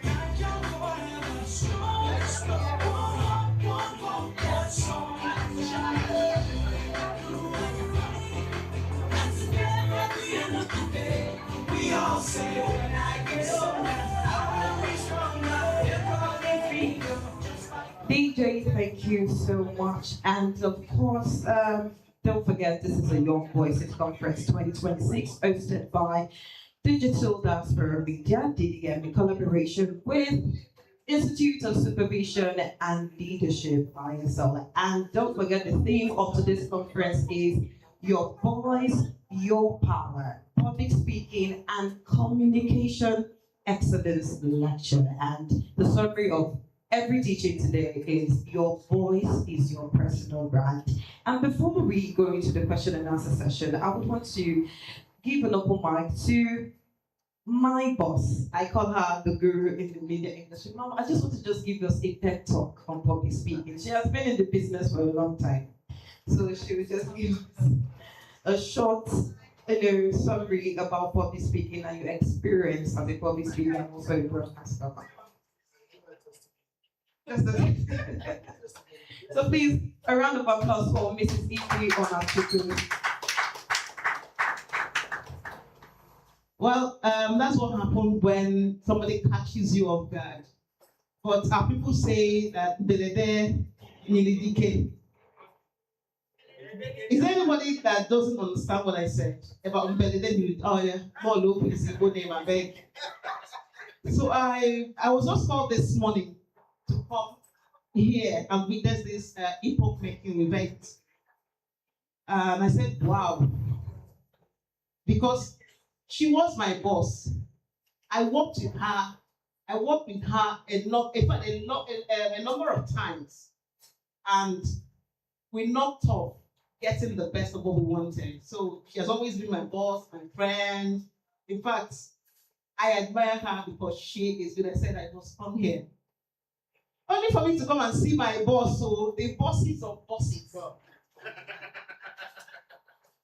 We were talking about, this morning we were talking about Lady Chinwendu. She was once an MD of ABS. We were secretly talking about that this morning with some of my colleagues, and they were talking about the good old days. When they pick you up, dust you, take up the trash, and make you a model. So each time I remember what they were not looking at you as you, they were looking at you, they were looking beyond you and what would be later in the future. They were looking at the future that was bright for the media. And I think I'm a living testimony. I remember the first day that when we came for interview, were more than 1,000 persons, but they succeeded in taking only 10. Then I was very shy. Nobody would believe. When I tell young people that I used to be shy, each time I want to make babies, I will tell God, remove the shyness that I have from my children. I'm happy they didn't inherit it, because shyness will kill you. Shyness will make you be who you don't want to be. Be who God didn't make you to be. And it is anti-public speaking. So I was groomed in ABS. I remember when I faced them, the panel was about 20. Okay, there were about 12 interviewing us. When I walk in, my body will be shaking inside as a fresh graduate that just came out from youth service and then had the announcement and wrote, and we were picked. But when I walk into that place where great men and women were, and all their eyes will be on you. Somebody said eyes is speaking up for eyes. So they will be on you. People will just get nothing up. I'll be shaking inside. Nobody will believe what was happening to me. When they asked me questions, it was questions of, they were things you knew and you had to answer. So I was surprised that when they kept shortlisting, and I was among the 10 people that were announced on radio after months of interviews. But at some point, somebody said, do you know anybody in Government House? I said, no. I had an uncle, but I said I was going to get a job without him. So I told my father. Even when my father said I should go and tell him, I refused to go. There was a day I came, and she said, are you born again? I said, yes, Mom. See, your God has saved you. I never knew her. Because of my performance there, I didn't know I performed well, but because of my performance, she said, I kept each time we announced on radio people who were successful, you won't join the ones that will come. But I kept insisting, put her name, I never knew how. God used that. Put her name. My name was put like 10 times. And that was the last bit. Before somebody came and saw my name and said, your wife's name has been announced over and over. Has she gotten the job? He said he didn't even know. He said I should go. The next day I ran to ABS, from Navy to ABS here. And she saw me and said, your God is alive. And that was how I got the job. She said they would have given them letters the previous day, but because they had another meeting, the management had another meeting at Onitsha. They kept them and told them they were coming, they will come back and then finish up and give them their letters. But what happened was that their car tire got flat and they were working on it. See how God works. And when they came, it was too late. They told them to go home. and they went home. The next day I came and they told me to come, a day later, and I came and I got my letter. And then I started battling with being on air. Nobody knew. But I knew what I wanted. I listened a lot to them. When they talk, you see maturity, you see experience daily. So I told myself, I'm going to excel. So I kept asking questions. Do you understand? And one thing is that when they see something in you, they want to pick it out, drag it out. But it depends on who you are. Do you want to excel? Do you want to fly? So it's all about public speaking. When you go in the media, you learn how to speak to the public. Even when you're not told, like I'm not told now, I don't even know what I'm saying, but I know that I am communicating. And that means, as young people, I keep telling them, now, be a hope, oh, you are our only hope now. When I see a young person giving me my balance, and then, what will I say? Nothing the naira.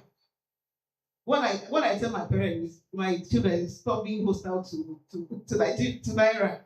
So when I see you being hostile to naira, I'll tell you, please, arrange it well and give to me because you are my only hope. When I see somebody who drinks sachet water, drops it, into the please come and pick it. You're my only hope. So you are the hope of the media. I'm praying that one day we'll find people who actually reaped from the benefits of the media. These are the people. Do you understand? These are the people. So, but I believe that by the time new people take over, probably they must have sanitized the media space. They must have sanitized it so that if you are in the media, definitely you reap the benefits of media. But you have to build on what you have. You have to build yourself up. Believe in yourself. There was a time I was telling people, some people I was, in fact, we are establishing child rights clubs in Anambra State. So we had a session last week. So I was talking to the little ones. I told them that there's always something that God put in you. Something that God put in you. Your parents may not even say it. But these days, because of enlightenment, when parents see such things, they try to groom you, they try to encourage you. But basically, about 80% of parents don't even see what is in you. It's you that will know that light is in you and then ask for guidance. How do you, seek for guidance? Talk to your parents. This is what I want to do. Then another thing is having a role model. You need to have a role model. And a role model was somebody who was exemplary. These days, the social media gives us role models that when you look at them, you wonder if will exist in the next 15 years and be called humans. Inhuman people who kill others, suck blood. I saw there was a picture I saw, and I said, this guy she should have remembered that people like me exist before posting the picture of somebody whom the police attacked and brought the eyeball out from its socket and and I showed someone, and asked someone in the video, I said, please don't show me that.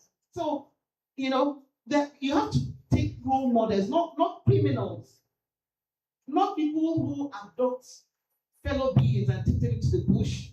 They don't think about your integrity, because I heard from experiences that people told that when they take women into they don't take their baths. And the day they will take their baths, they will take them to the screen, everybody will be seeing each other's nakedness.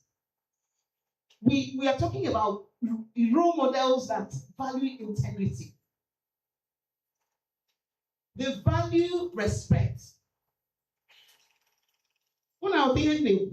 So pick a role model that you'll be proud of in the future.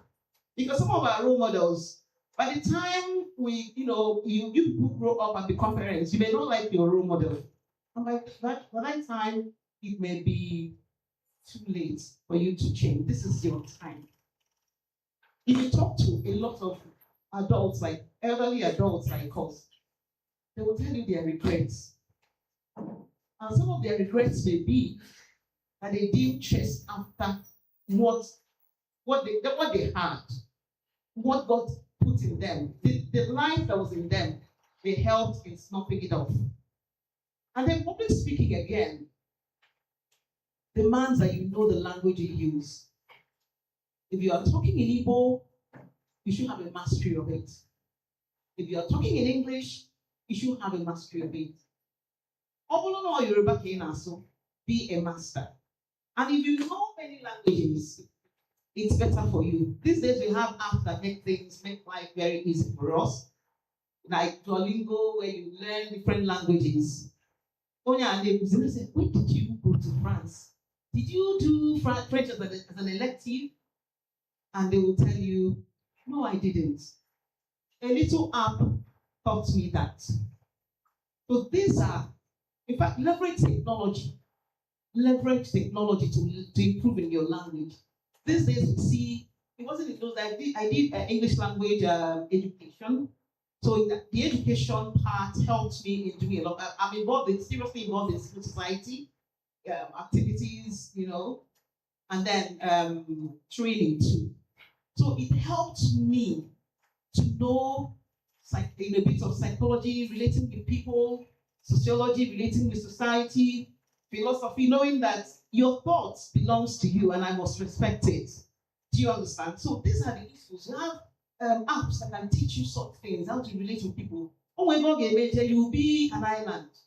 The kind of life I was living before, I was almost an island because when I mix up with people, I get shy.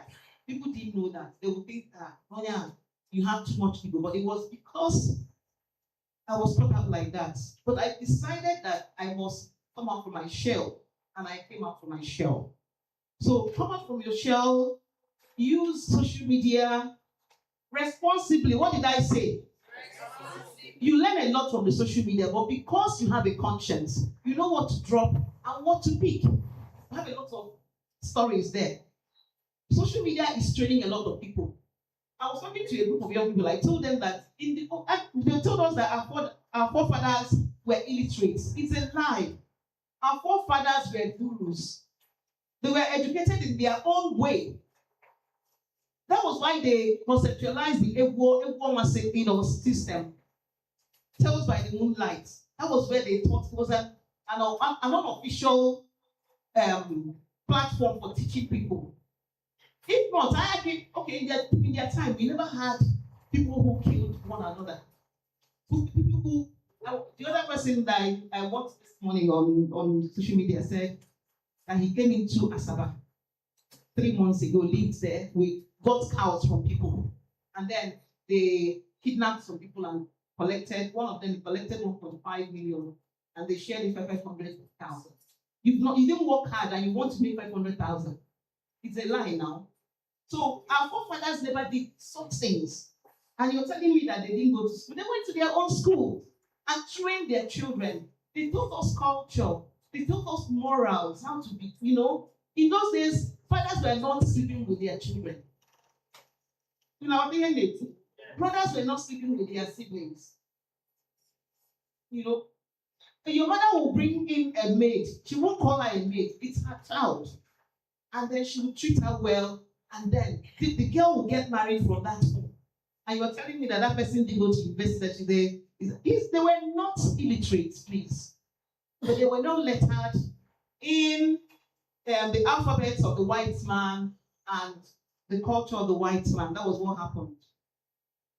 If not for the British that came here to colonize us, maybe if we were left, life would have been better for us. We would have grown in our own, in our own culture and ways. It has been bastardized. So the social media, when you go there, pick what you want and come out. Thank God that we have people who are less than 18. You're not supposed to handle phones when you're under 18. You remember? But these days they allow 16 because by that time you must have registered for JAM. But when you break, please, we have red flags there. Those that are under 16, please, we have red flags. There are sites you don't go to. There are sites, just go to Google, take what you want, follow social media handles that you know that can give you what you want. The other ones that will keep sending you something you know is wrong, avoid them and then block them. But the major thing is that you need to grow yourself, grow yourself by yourself, and then by your mentors and those you know that are versed in public speaking. You can also listen to them. You can also go on YouTube. You get a lot of platforms that can tell you how to be a good speaker. Sometimes I call them repertoires, people who tell stories a lot, because we are storytellers. Do you understand? Yeah. People who are gurus in public speaking. And I pray that one day, beyond the sky will be your limits. Thank you very much. Please a round of applause for Mrs. Ife Onachukwu for this beautiful, inspirational talk she gave to us today. I will also want to call on an OAP that I admire so much. I call her Maureen Stone, the strong woman. So Miss Maureen Stone will be here to give us a pep talk about her experience as a broadcaster and a radio TV presenter, radio and TV, and it's going to be in 3 minutes. Then at the end of it all, our mommy here to also give us a pep talk about her experience, while she was the managing director at ABS, and after that, the question and answer session will be coming up. Okay, let me start with mommy first. The honors man. So please put your hands together for Lady Chiwedu. She steps up to give us her experience on her journey as a managing director in ABS.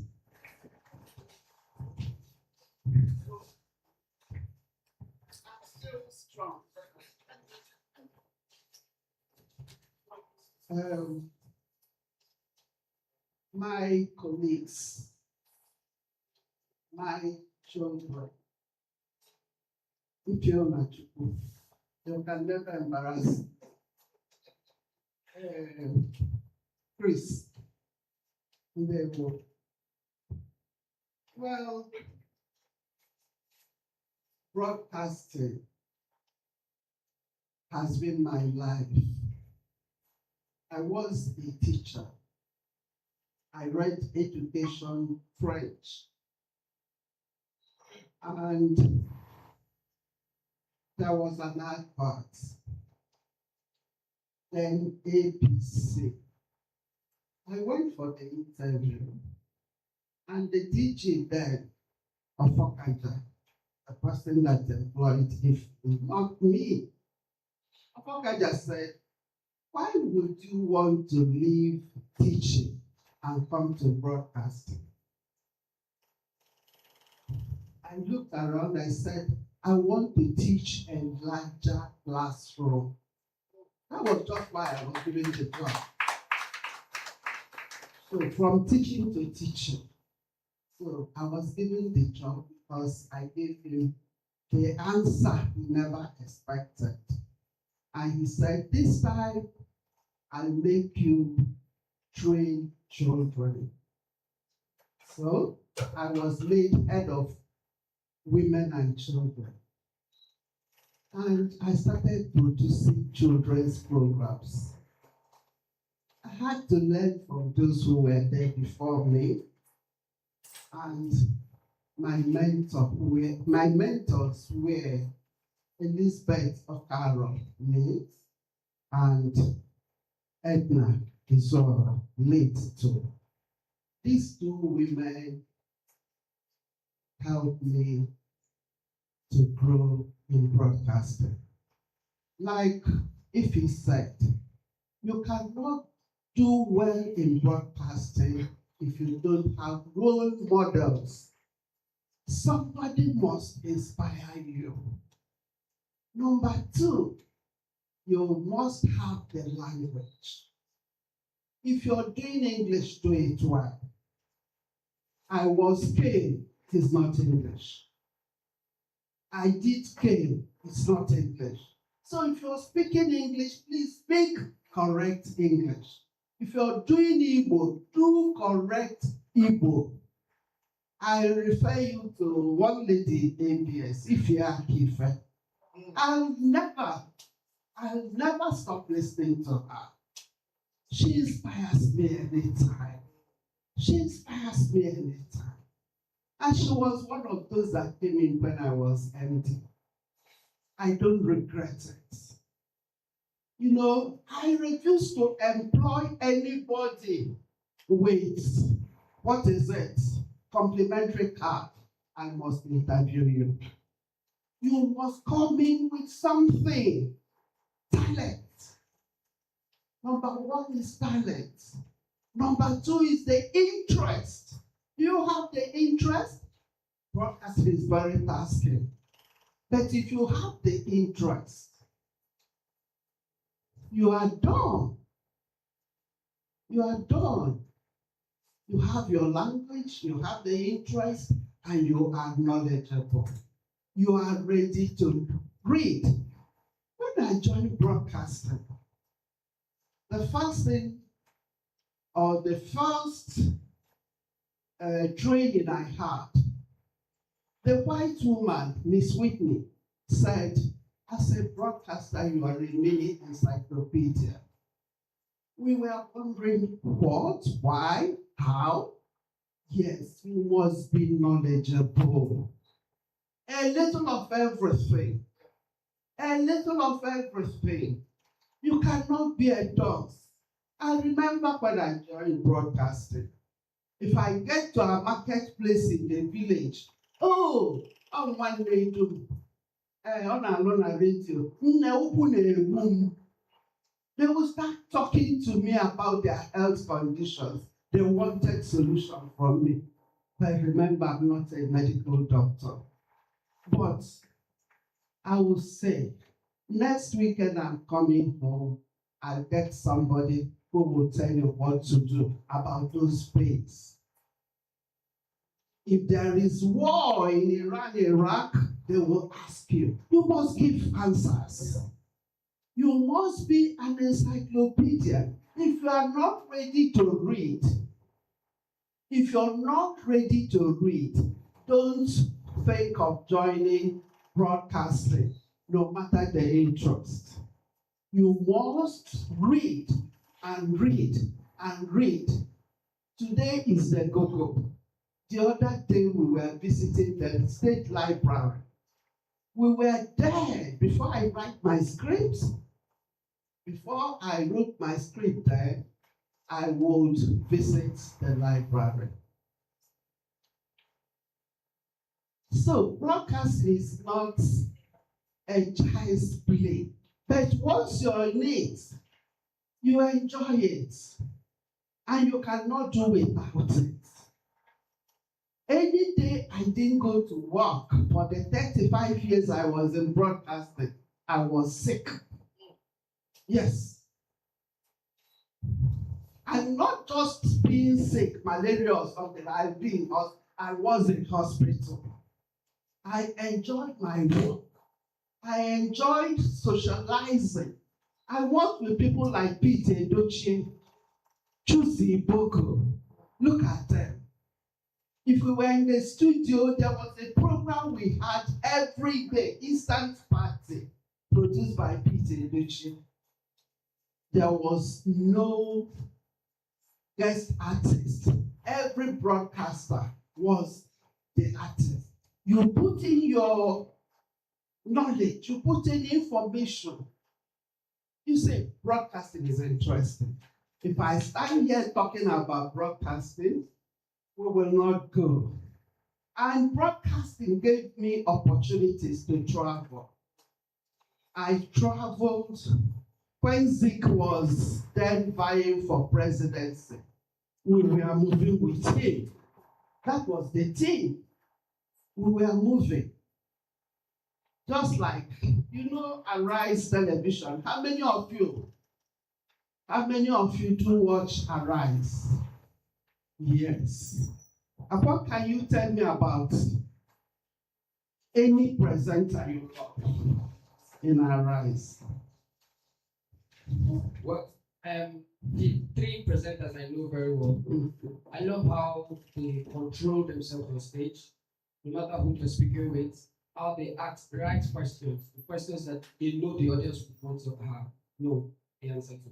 I also love the fact that they research about whatever they are going to do. Therefore, they read a lot. Yes, ma'am. They have information. The guest does not intimidate the interviewer. No, but when you are empty and you are talking to a guest, your guest intimidates you. Don't be that kind of presenter. Don't be that kind of broadcaster. No, a broadcaster has knowledge, and this is where I do it. Please put your hands together for Lady Chinwe, and lastly, Miss Morris. Good morning, everybody. Are you happy to be here? Count yourself very, very lucky to be in the midst of great voices behind the microphone. And let me say, I learned from the best, and I'm still learning. You know, everything we do in this life is a process. You go through a process. One of the students here once said that she is learning and still learning, and she discovered herself, knowing full well that it is not easy for the goals to be discovered.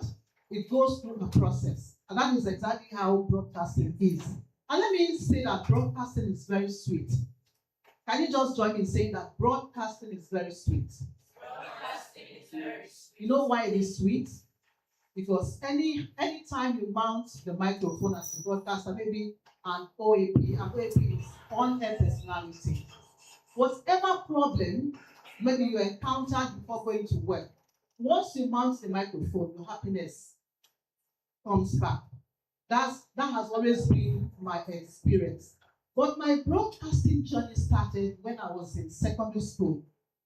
Each time I watched NTA, the likes of Senator Orwell Brown, Ruth Benemais Opera, I always tell myself, I called my dad one day and I said, Daddy, I want to be a broadcaster. I want to be like them. And my dad started, training me. God bless his soul. He would buy newspapers then. When I was I think I was 7 years then in primary 2.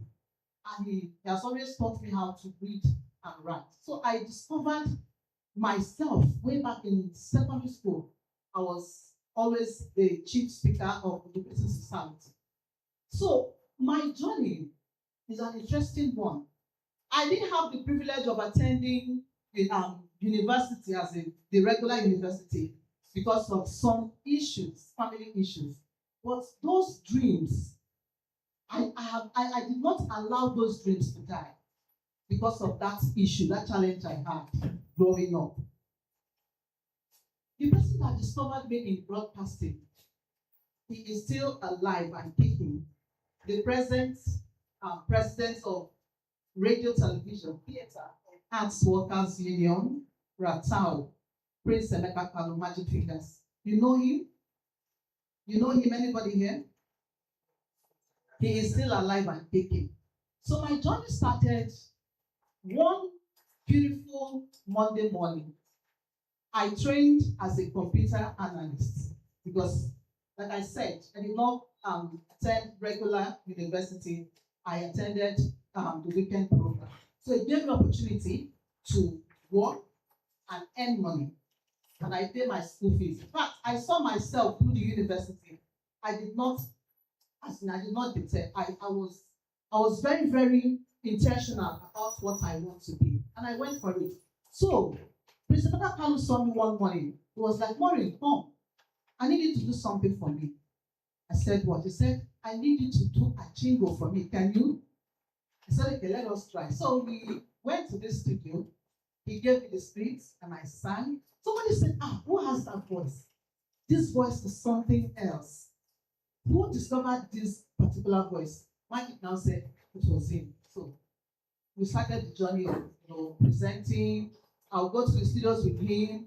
And each time I mess up on air, he hits me very, very hard. And all those things were just to teach me to be a better version of myself as far as I want to be a broadcaster. And I don't want you listening to me today, and just like you have listened to every other person here, I want you to be inspired. Never give up on your dreams. Whatever it is you have decided to do, please go for it. Do not allow anybody tell you otherwise. I don't think I have much to say. I just want to appreciate you and appreciate my lady here. Appreciate my big mommy. If Yonatu is also a mentor, she really mentored me. I want to appreciate her as well. And to my own boss, Chris the boss, thank you so much. These are children. We know that you are the future of tomorrow. Okay, let me ask, how many of you want to be a broadcaster here? Because I heard two or three people say, I want to be a medical doctor. How many people here want to be a broadcaster? Only one person. Jesus Christ, I don't want you to do this. Okay, you want to be a content creator, but not just like we're talking about public speaking. There are so many things you have to arrive at. Not just being a content creator, you have to research, you have to, as in have that desire in you. It is innate. Once it is not innate, my dear, forget about it. Because there are times when you say, okay, I want to be a broadcaster. So, okay, mommy told us that you must research, that it is not a small thing for you to go into broadcasting. You must have to do like this. There are times when I'll go on air, I'll be bereft of what to say. But because I love what I do, the things, they'll just start coming up. At the end of the day, I will say, how did I even present this program? There's this program I presently do for my people, Nibo every Thursday. And the point I was like, I don't even know the topic I'm going to talk about. But once you mount the microphone, the inspiration will start coming. And at the end of the day, I'll ask myself, because I always record myself, I'll be like, how did I even come up with what I said? I won't even believe myself, but because I know that I have that love for what I do, you see God blessing you left, right, back, and front. So my dear, whatever dreams, and don't allow anybody to tell you that because you want to be a broadcaster, your parents want you to be a medical doctor. No. Choose what you want to do and you'll be good at that. Thank you so much. This is much I have to say. Bless you. Please put your hands together once again for Mrs. Warren Stern and JP. So we're moving over quickly to the question and answer session, and I would love to call on stage my boss, Chris. So if you have any questions that you would want to ask Mr. Chris, taking a look at the first lecture and the second lecture. So questions, Mr. Chris is here to do justice to your questions for broader understanding. And this session is going to take highest 15 minutes, 10 to 15 minutes, and we're done.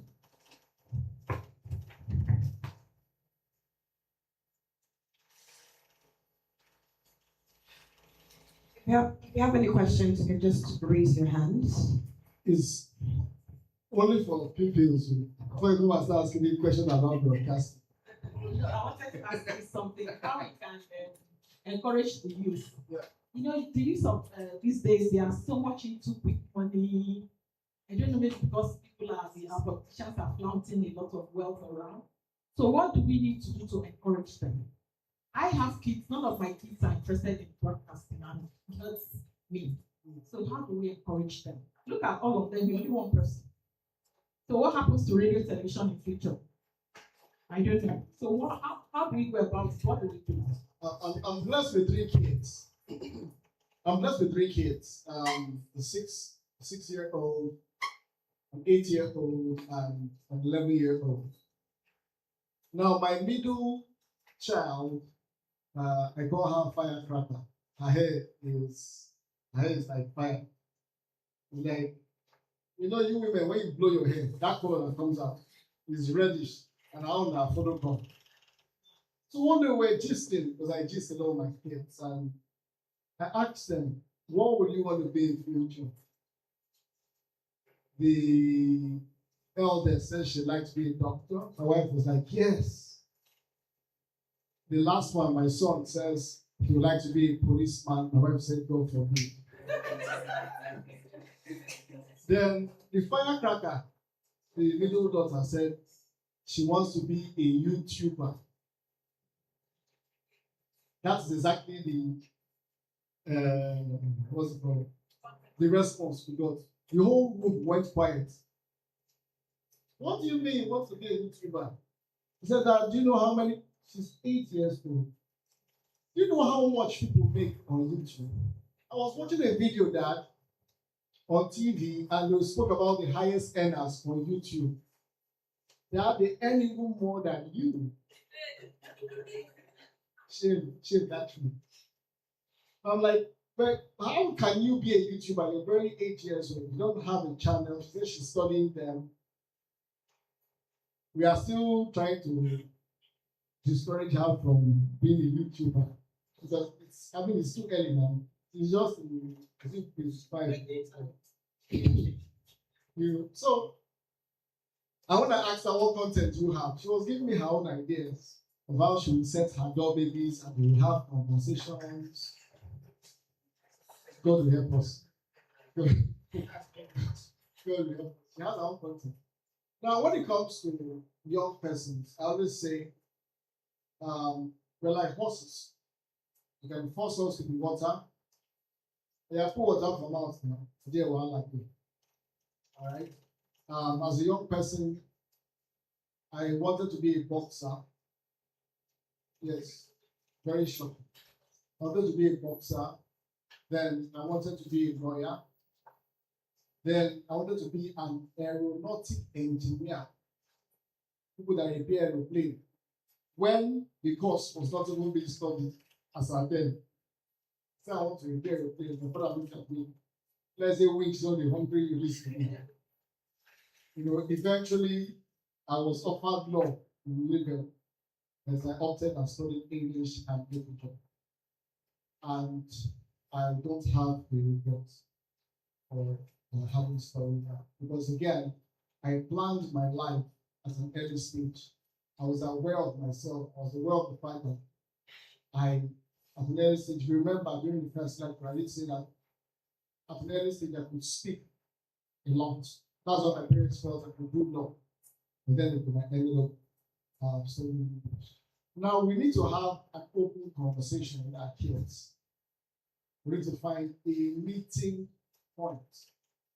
Because we've seen some of the brightest brains in Nigeria, their parents wanted them to go left and they went right. The last case is one still in study. Parents gave him money to go and study law.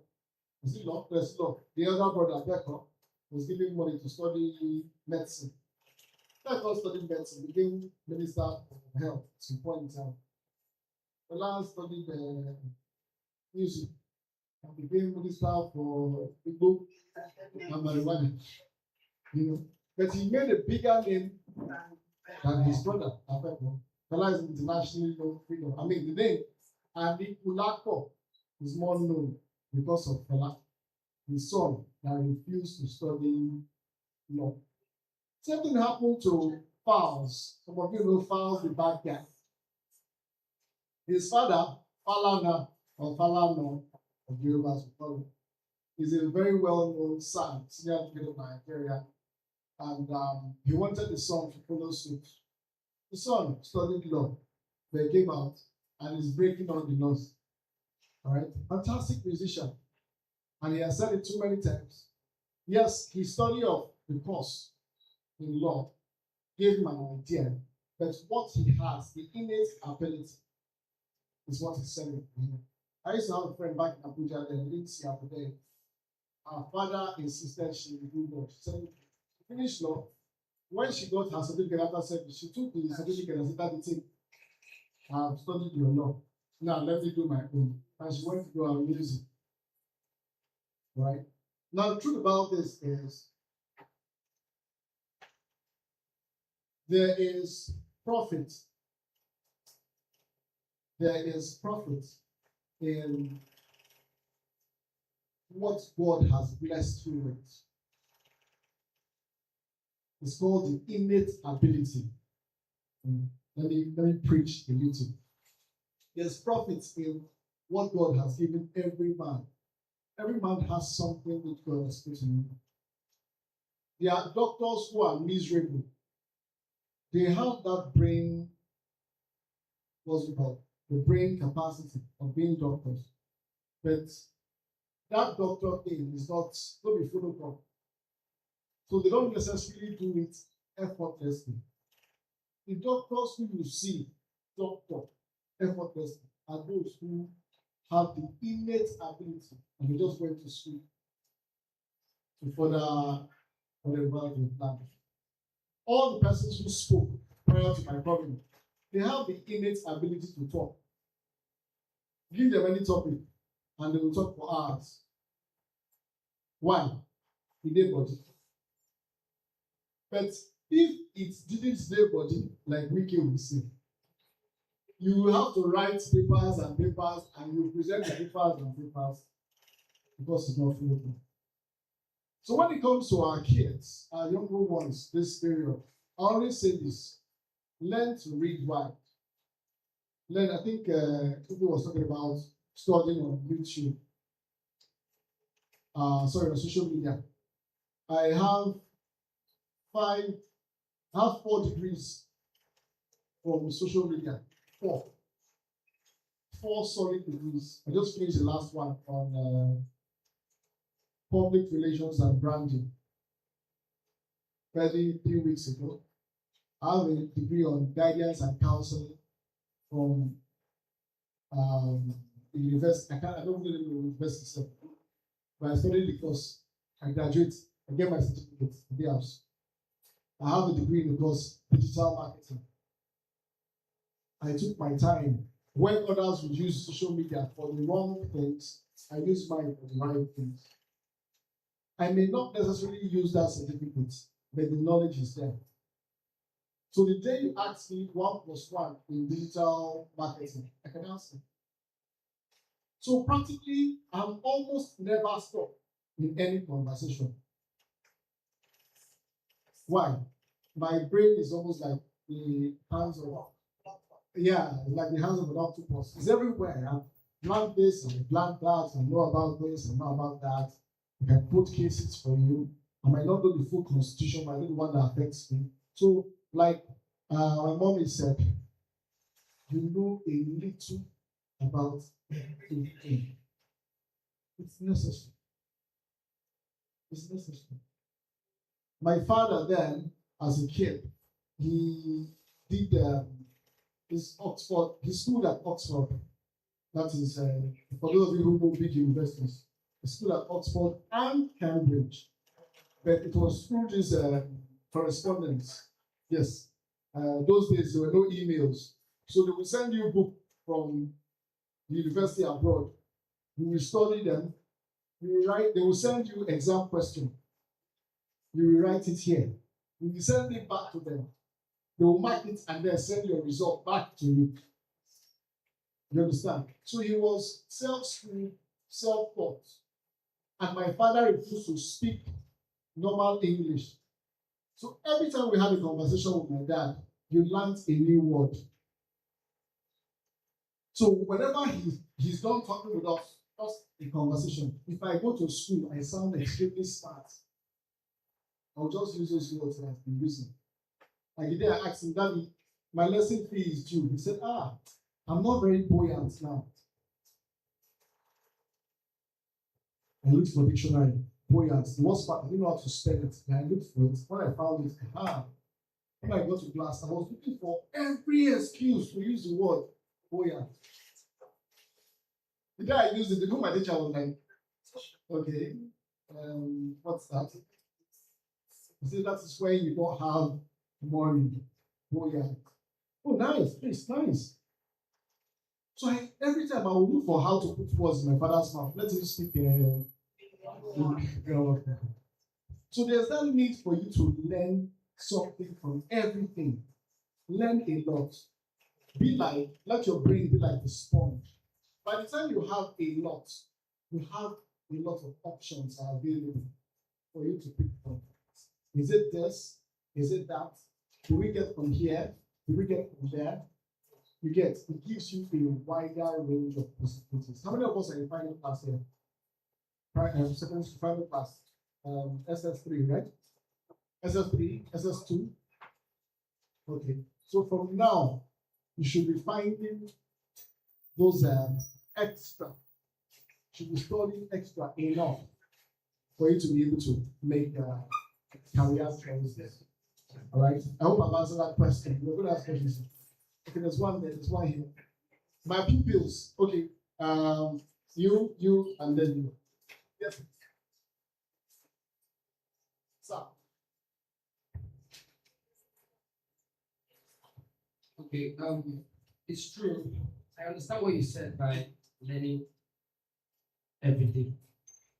But sometimes I think as communicators or broadcasters, why don't we consider gatekeeping some certain information? It may sound off. UK just banned social media for below 16. China has similar rules, and they are not the only ones. Spain also. Many countries, these Westerners that brought it to us. In my house, we are not allowed to use phone until you are 18 years old. Even to date. Well, we need them, even when we are 18. Before 16, most of us try jam. Why? We need to do research and the rest of them. Is it not possible for NBC or the general communication in Nigeria to start gatekeeping some information? There are things you find online. They don't find you. You don't find them. They find you. So how do we do this? Very interesting question there. I'll try and be as brief as possible. My 11-year-old, she has an iPad and she has her phone. She's 11. She has an iPad, she has a phone. I registered her YouTube account. So because I registered her YouTube account, it has restrictions. Even to the adverts that will pop up, there are restrictions. So she can't watch anything. And I am a very deliberate parent. I take my time, I sit down with them and ask them, why do you like hip-hop Demon Hunter?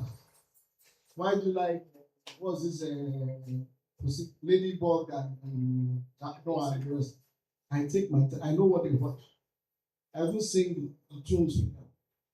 That is one side. All right? Now, the issue of regulation, we must understand that we live in an organized, disorganized society. I mean, this is the same Nigeria where my fellow broadcasters, the biggest story now from the national angle is the story of a fake agency or an alleged fake agency. Because for me, that agency is not. I mean, you have an office and a national secretariat. You have a budget code. Doesn't make sense.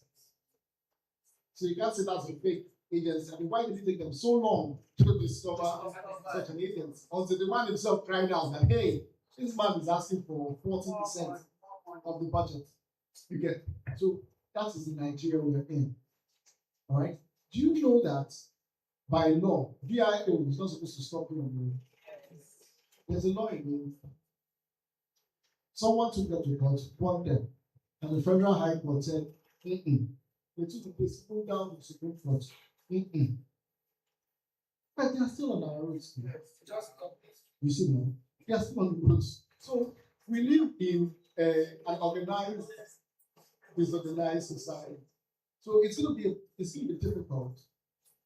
Now, if you notice, one key thing about the countries which you spoke about that banned the use or restricted the use of social media,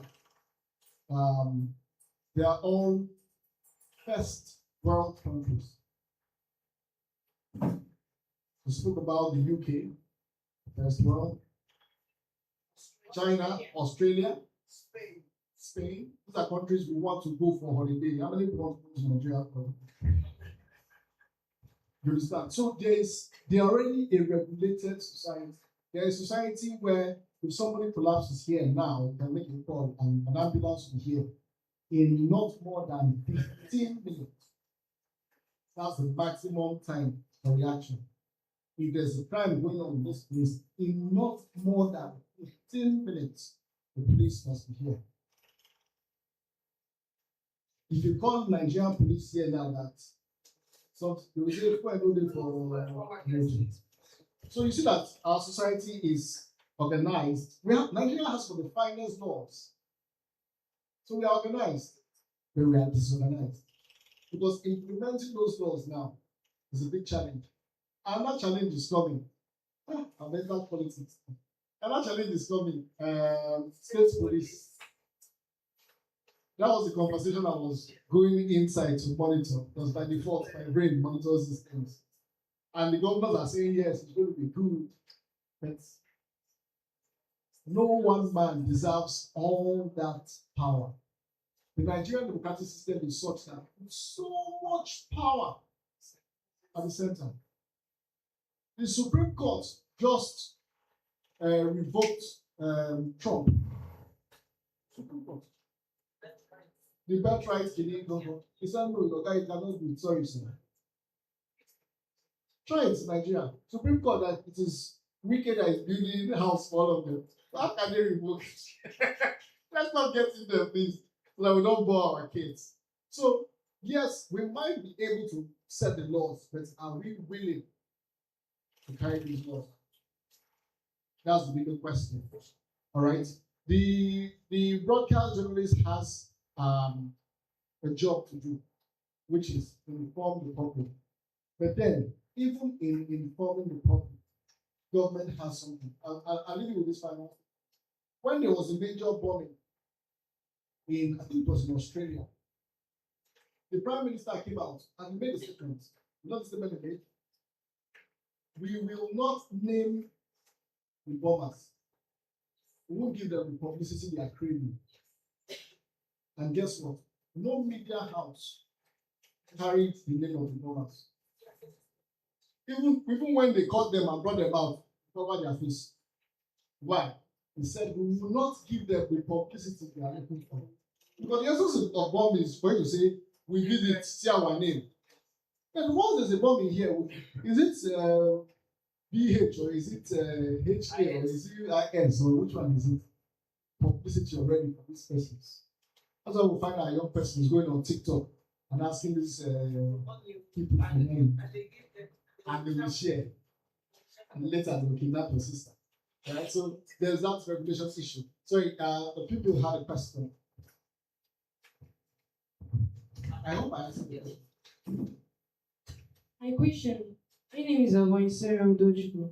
I'm representing Rehoboth International College. My question is on social media. I'm asking, can't they ban some things for underage students or teenagers, or instead, the parents should be cautious of the student they give phone, or should I say,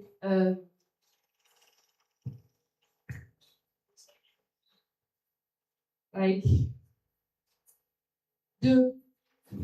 when they want to give their children phone, they should bound some things inside or register it by themselves to know what their children press in that.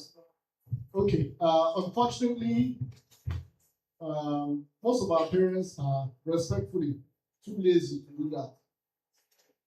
The ones that are not too lazy, they are too ignorant to do that. Right?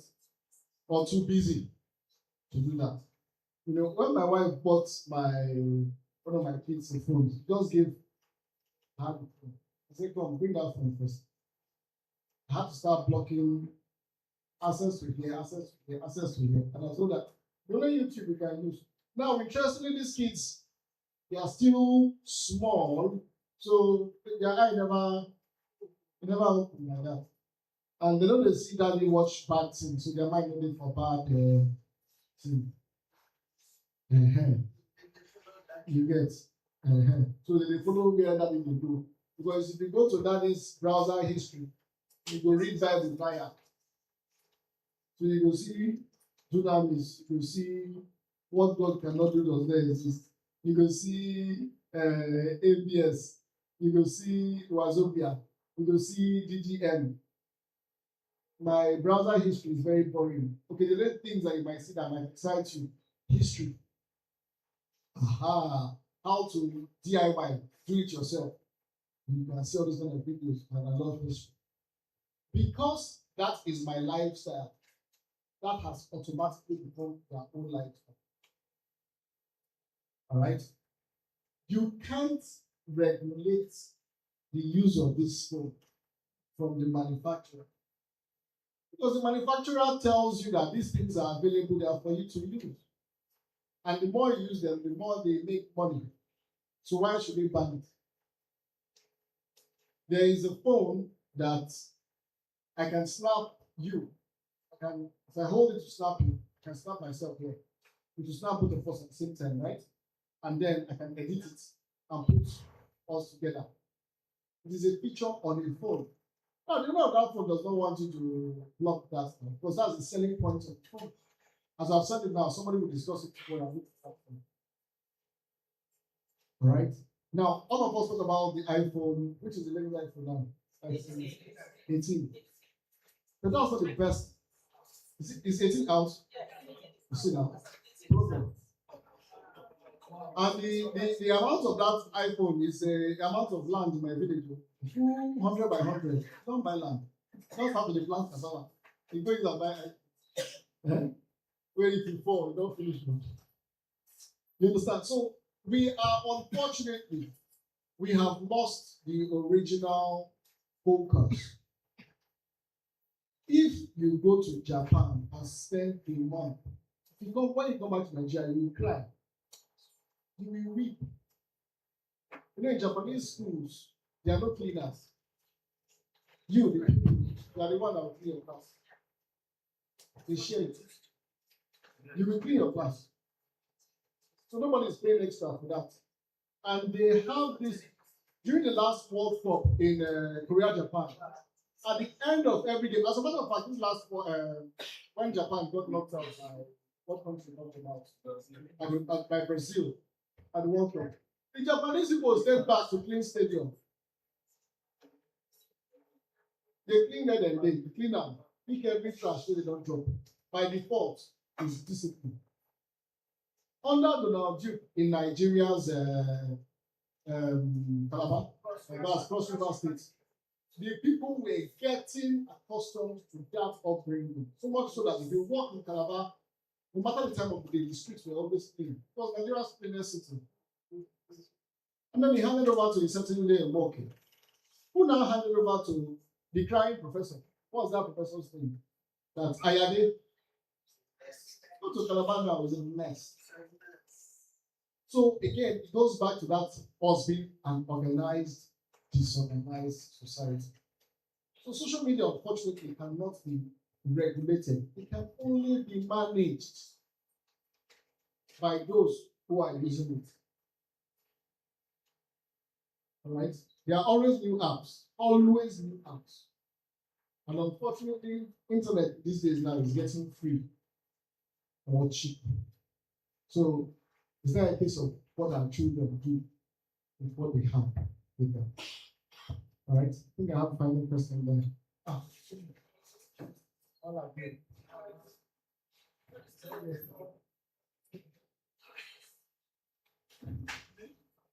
Okay, please go on.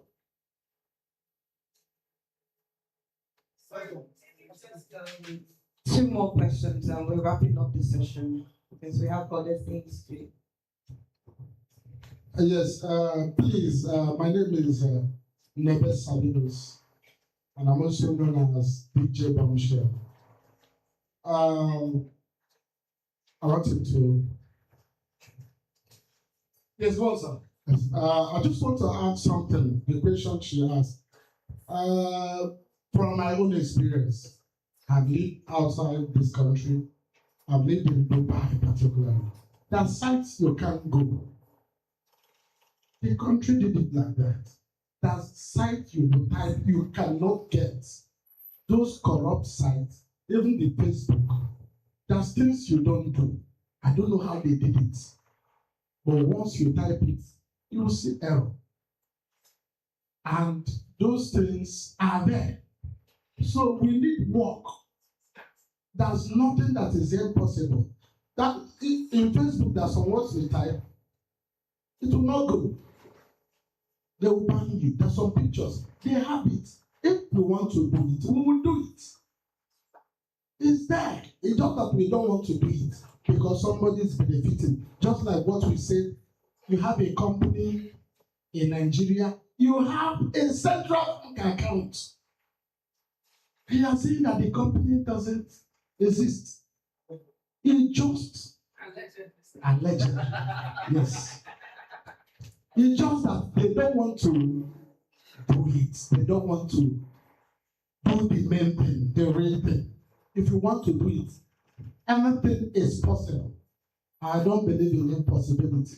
Everything in the world is possible. If they want to stop all those evil content, evil things, evil app, it's for the country to do. Thank you. Okay. I think I'll combine both responses. Yeah. Mrs. Cesar Mama Margaret from Advertising Practitioners Council of Nigeria. My question is for the general public, all of us here, and including the students. Please don't mind my voice. Please, I want you to explain more or tell us more on how to escape fears while talking in public. So, thank you. How to escape fear while talking in public. Very, very, very important question. The truth is that fear never goes. Fear or stage fright, it never goes. You just dare it and you keep moving. You know, my life has been one of exposure.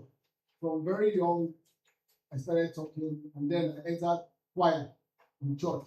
I know when you're in choir, you're supposed to. That's how I started building my confidence. The first day I handled microphone in church, I bumbled. I could not sing my solo, and I'm not a bad singer. I mean, my voice will tell you that I'm a good singer. Amen. Amen. But I mumbled the whole song, and I was 12 years old. I still remember. I used to wear knicker to church then. Knicker and long sleeve. A very anyhow boy. You understand? But from then, consistency. When I was learning, one major thing which my dad did for me growing up, we used to have this big radio. My goodness, this radio is maybe about like this one, like this slanted, yeah, Grundig radio. Now, if you get shortwave 1, shortwave 2, okay, the elders around here will know what I'm talking about. So I was listening to BBC by default. Once it's 5 o'clock here, bam. You hear this is the BBC World Service, and then we listen to the whole stories from BBC at a very early age. From there, I was learning spoken English. But I'm not carrying newspaper and stand in front of mirror and be rehearsing what the BBC was saying. The starvation in Somalia has gone to higher heights. You know how their language, they use a lot of inflections and yeah, so the tones go up, they come down. And I was practicing, not knowing that I was practicing for my life. So at age 12, age 13, I was already reading like a proper newscaster. All right? And I was using my family members. Remember again, I said I have a lot of sisters. So they were my first audience. And if we had to do public speaking outside, they would tell me, yeah, go and talk. And I'll talk. I will be talking to the crowd, but looking at my sisters who are in the crowd. I will look at this one, I will look at this one. So in your mind, I'm looking at all of you. I'm actually focused on two persons. You know, one key thing you must understand when you do public speaking, especially if you have to speak in front of people, I always say this: look for a friendly face. I always take a friend along, like a smart bride would do, to back two of her ugly, fat friends. So that when you look at the bride, you say, wow, the bride is beautiful. The friends, you know, in fact. No, so to prevent stories that touch now, to prevent too many stories of a husband eyeing a cheap price. So you just pack your ugly friends and put. Like, put those people inside the crowd. And when you are talking, it's like you're talking to your friends. I remember a couple of my friends who started comedy then. They would tell us, and they go perform. So we will go.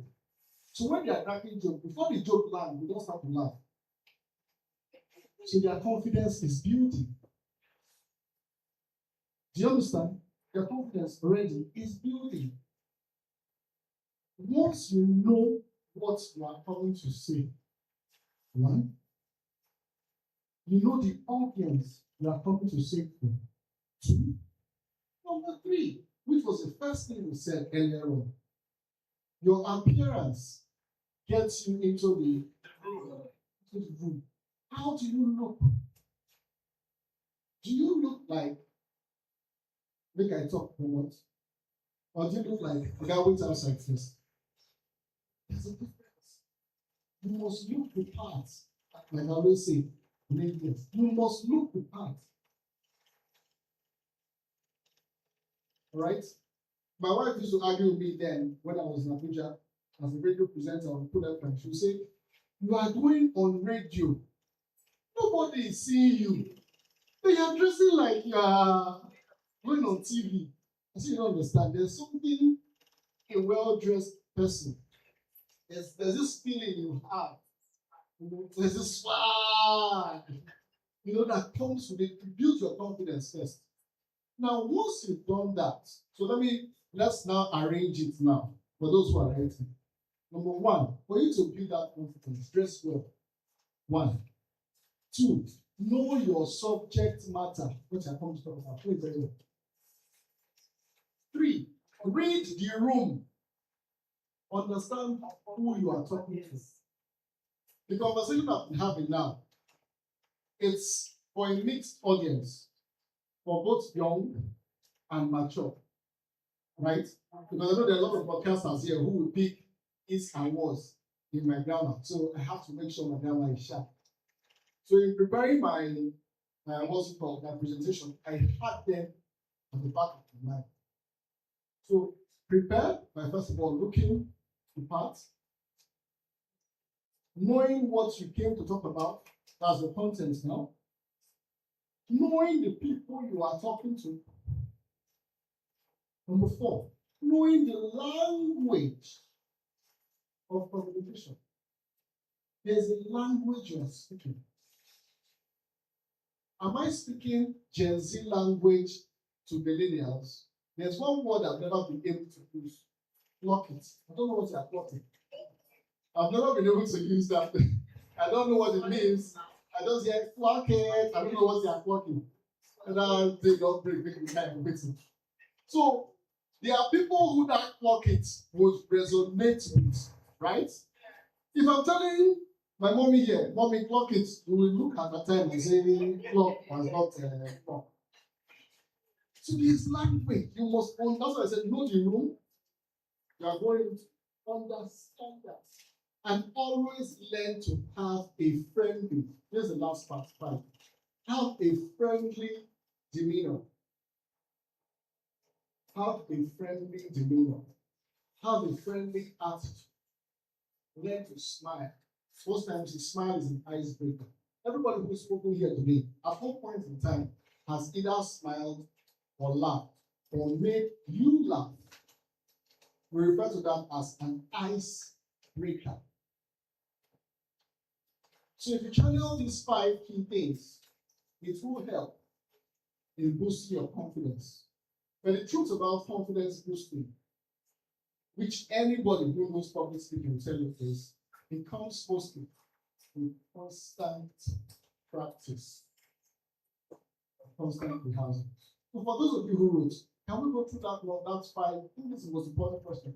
I'm going to respond to what my uncle said later. But can we go through the 5 key things to boost confidence in speaking? Can we go through them? Number 1, what was number 1? Dress well. Number 2? Know your subject matter. Lovely. Number 3? Read the room. Read the room. Lovely. Number 4? Know the language of communication. Know the language of communication. What's number 5? Have a friendly attitude. Have a friendly attitude. With these 3 points of mine. Uncle said something about it's possible. Yes, it's possible. Like I said, in Nigeria, we are just a organized society. If you remember, under Lai Mohammed as our communication minister, at some point in time, we banned Twitter. Yes. Right? You couldn't use Twitter. If you wanted to use Twitter, you have to go through VPN. So it's very possible. You're very right. But the challenge is so many people make a lot of money from this. You think banditry in Nigeria is banditry because it is banditry. There are people who make money from that.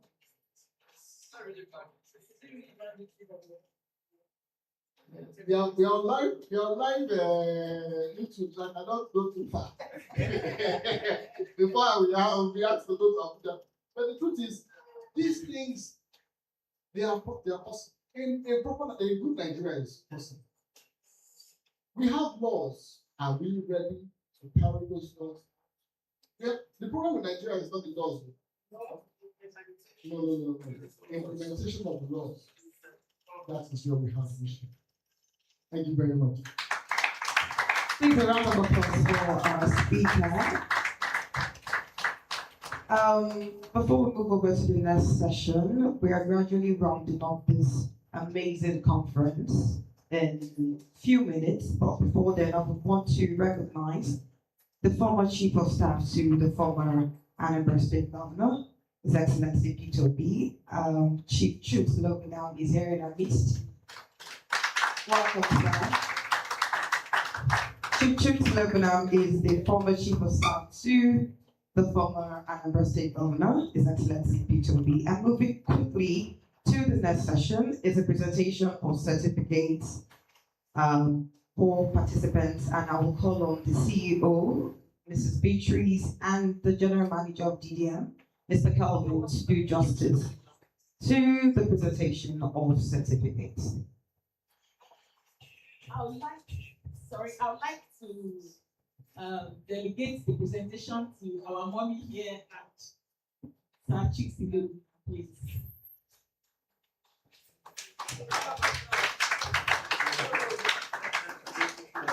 We also have a brand ambassador award to present, so please, ma'am.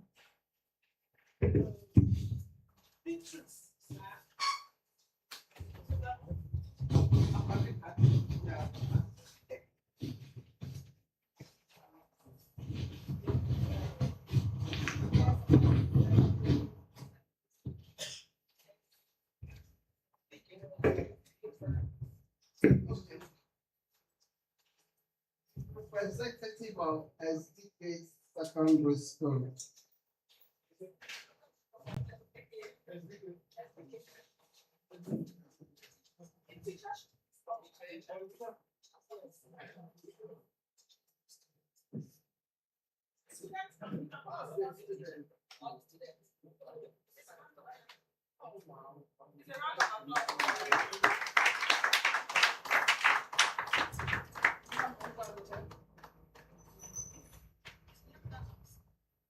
Good afternoon, all. I am Mrs. Ruth Ora by name. I'm actually happy to be here this blessed day because it's already afternoon. Actually, this is the first of its kind, and I'm glad that our students and others are able to take part in this because we are raising the future generation. Thank you so much for this, and we actually hope to come back here during the next edition. Thank you.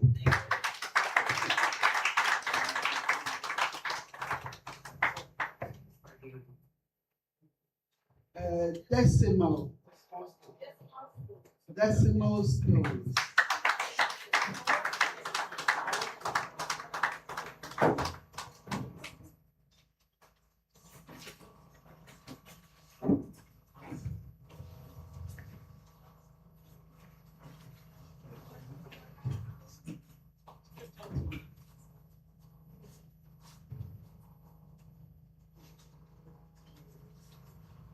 Good afternoon, everyone. My name is Izubuchukwu Emmanuel Adele, teacher of the Decimal Preparatory College. We are pleased to be here today. We learned a lot of things, and we hope that our students will put them into action and become better person and grow Nigeria to a better height. Thank you.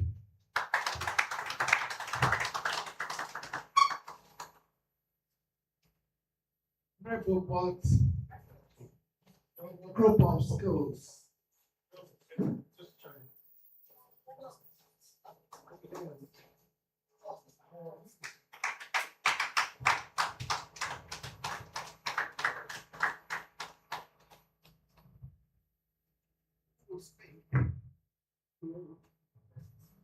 We are very grateful to God and we are grateful today for bringing us to a place like this. We are thankful for all the sponsors, the organizers of this event, for finding our school worthy and being one of the few schools you bring for this program.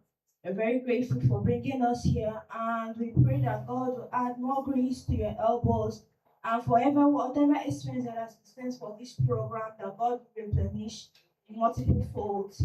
I'm very grateful. We are very grateful. On behalf of our principal and teachers, we are very grateful and we are very honored. Thank you, Max. Thank you, sir.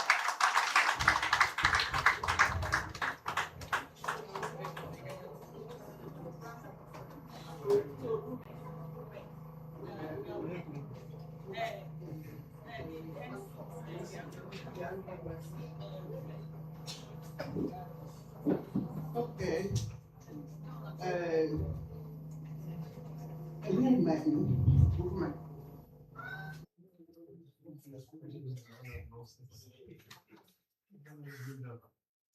All right, I want to call on Mr. Chikube, the HR of Digital Diaspora Media, to give a vote of thanks. Mr. Chikube.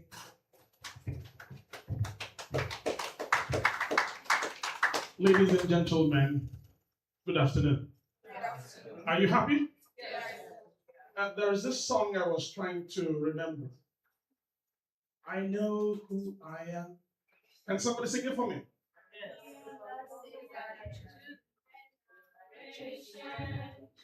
Come to show His excellence.